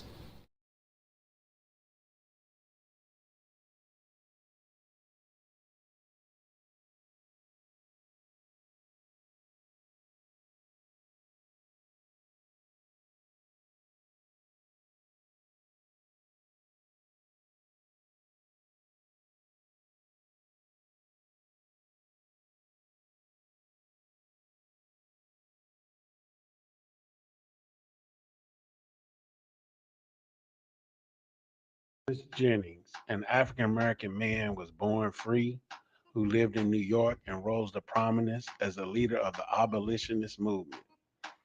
gained his money as the creator of a dry cleaning procedure that is known as dry scoring. Jennings was the first African American inventor to possess the rights to his invention. When on March 3rd, 1821, he got his patent at the age of 30, making him the first black man ever to hold a patent. This is the story of Thomas Jennings. Sit back, relax, let's get into it. On track, now we on way up. W's as easy as a layup. During a troubling period in American history, when the vast majority of black people were slaves and treated as property, Thomas L. Jennings was born on January 1st, 1791. Fortunately, Thomas was born in New York City to a free black family. This gave him the chance to pursue a career as a tailor and eventually open his own tailor shop. He would then marry Elizabeth, a slave born in Delaware in 1798. She was changed to the condition of indentured servant under New York's Progressive Abolition Statute of 1799, and she wasn't qualified for complete liberation until 1827. What is an indentured servant? After serving an apprenticeship of 28 years for men and 25 years for women, far longer than traditional apprenticeships designed to teach a young person a craft, it freed slave children born after July 4th, 1799, but only after owners had compensated for the loss of their property in the future. In other words, you had to work for free until you bought your freedom. Jennings had 3 kids with his wife. He started looking into cleaning methods after receiving several requests for cleaning advice from his customers.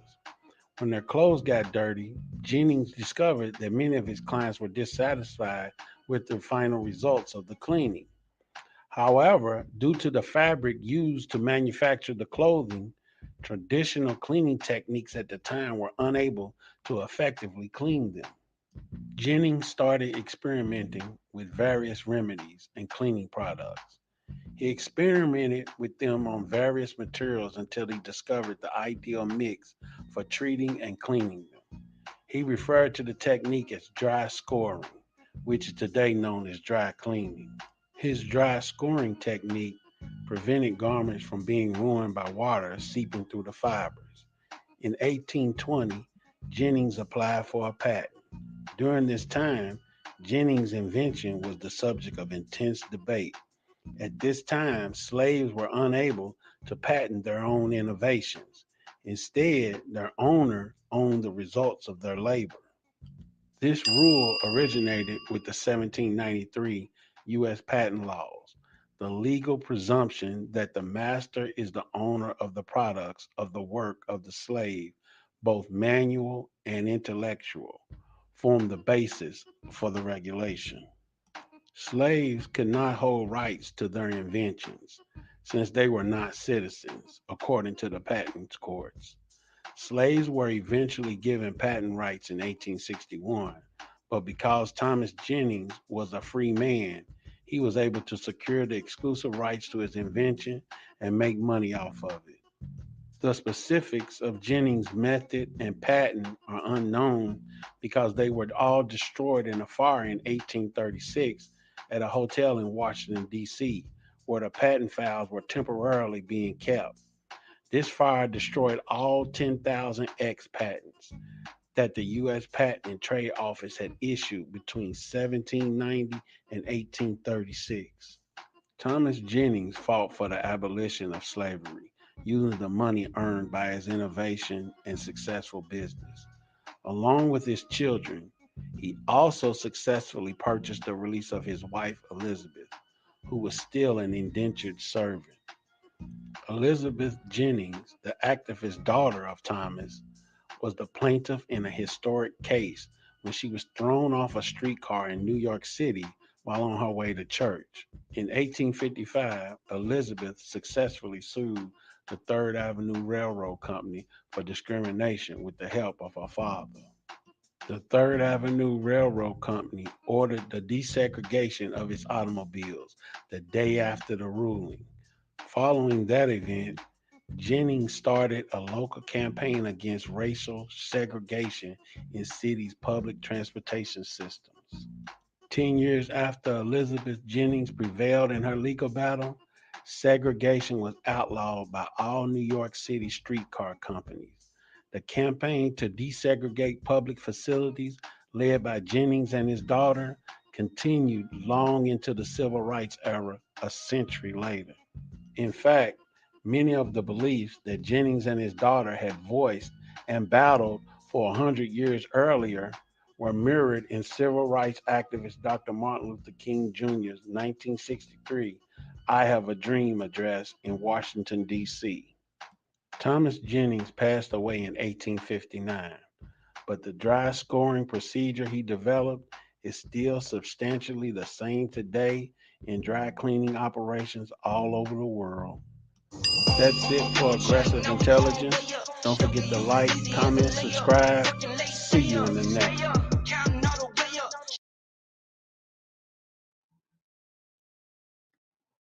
Okay. We're going to save it all.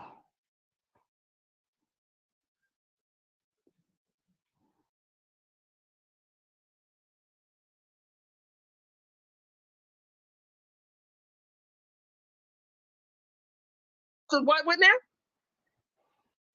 What you said say? black people haven't done shit. That's crazy for you Ain't to say done a black people motherfucking haven't thing. done All these anything. historical buildings were built by nations. Black people do not have a fucking history. They haven't done shit. And this is in motherfucking if you can Google it. Google it, sir. They haven't done shit. Those people's names is on those fucking inventions that they call African American. Those people goes back to nations here in America. So again, we can't talk about black people. We need to talk about nations. We need to talk about nations here in America. Hold on, Empress. Let's play his.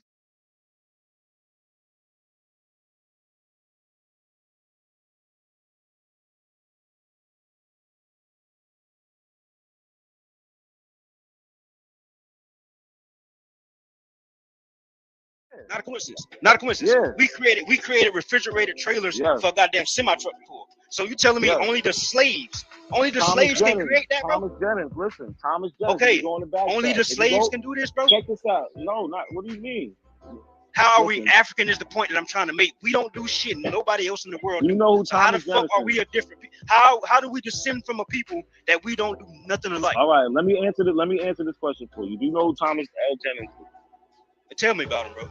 All right, he invented the first dry cleaner. His daughter, I forget her name, but she won a lawsuit way before Rosa Parks because she was being forced to sit in the back of the train trolley, or they told her to get off and shit like that. She sued New York City and won. These people, that's who they are. Thomas L. Jennings even says the same thing I'm saying. We descend from Africa, but we not African. We are American. Let me read you what he said. He says our claim. This is in 1828. In front of New York Society for Mutual Relief. So slavery is still going on. He's a free man. He lives in New York. Our claims on America, you could say she's this, which I don't like. Our claims on America, and I feel the same way that he's about what he's saying right now, is it is the land that gave us birth. It is the land of our nativity. We know no other country. It is the land in which our fathers have suffered and toiled.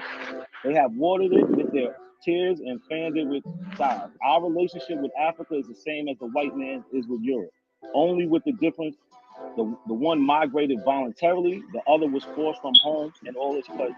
We have passed through several generations in this country, and consequently, we have become naturalized. Our habits, our manners, our passions, our dispositions have become the same.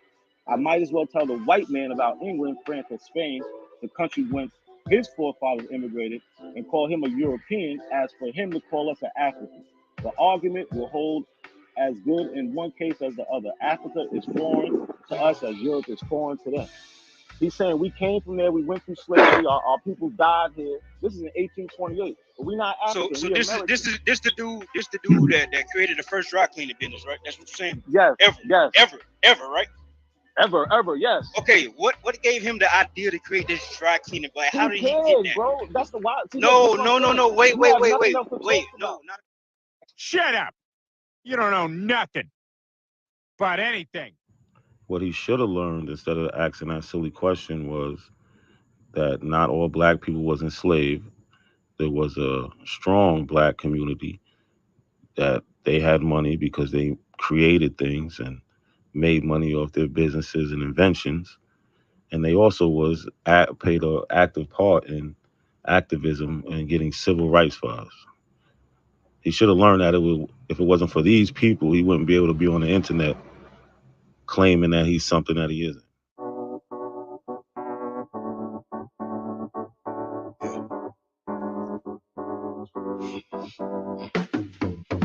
Break that lane, I'm trying to make a name, but my sick thoughts got me by my brain. I'm searching for my how ironic how we hustle for the same, but get bracelets for trying to get a chain, and they wanna take up.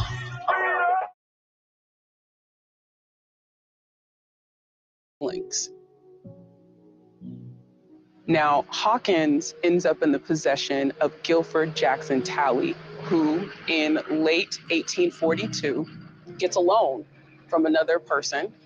He places Hawkins as a part of the collateral along with crops and farming implements. Within 7 months, Guilford Talley does not meet the terms of the loan, and Hawkins is confiscated and sold as a between 6 and 7-year-old little boy at this courthouse. What? I'm standing on the dirt that my great-grandfather stood on, where he probably cried, where he was afraid. Mm-hmm. So that's what makes it more real and just relatable. I can't imagine. I mean, just to even think about something like that, you're collateral for someone's debt. I mean, that's awful that you were like a piece of furniture, a stove that someone can repossess or give away. That's atrocious.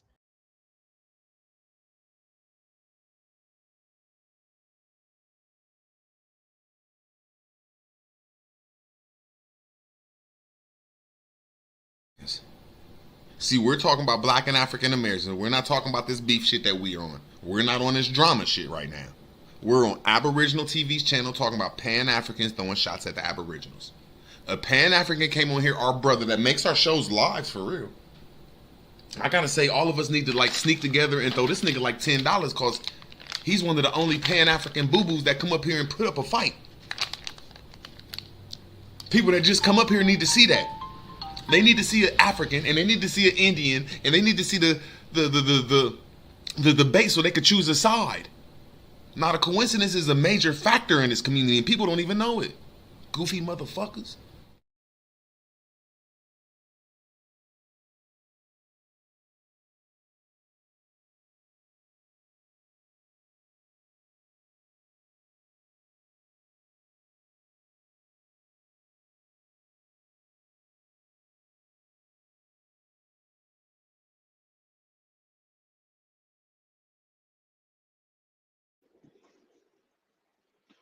Yeah, man, we out, man. That's it. Good night.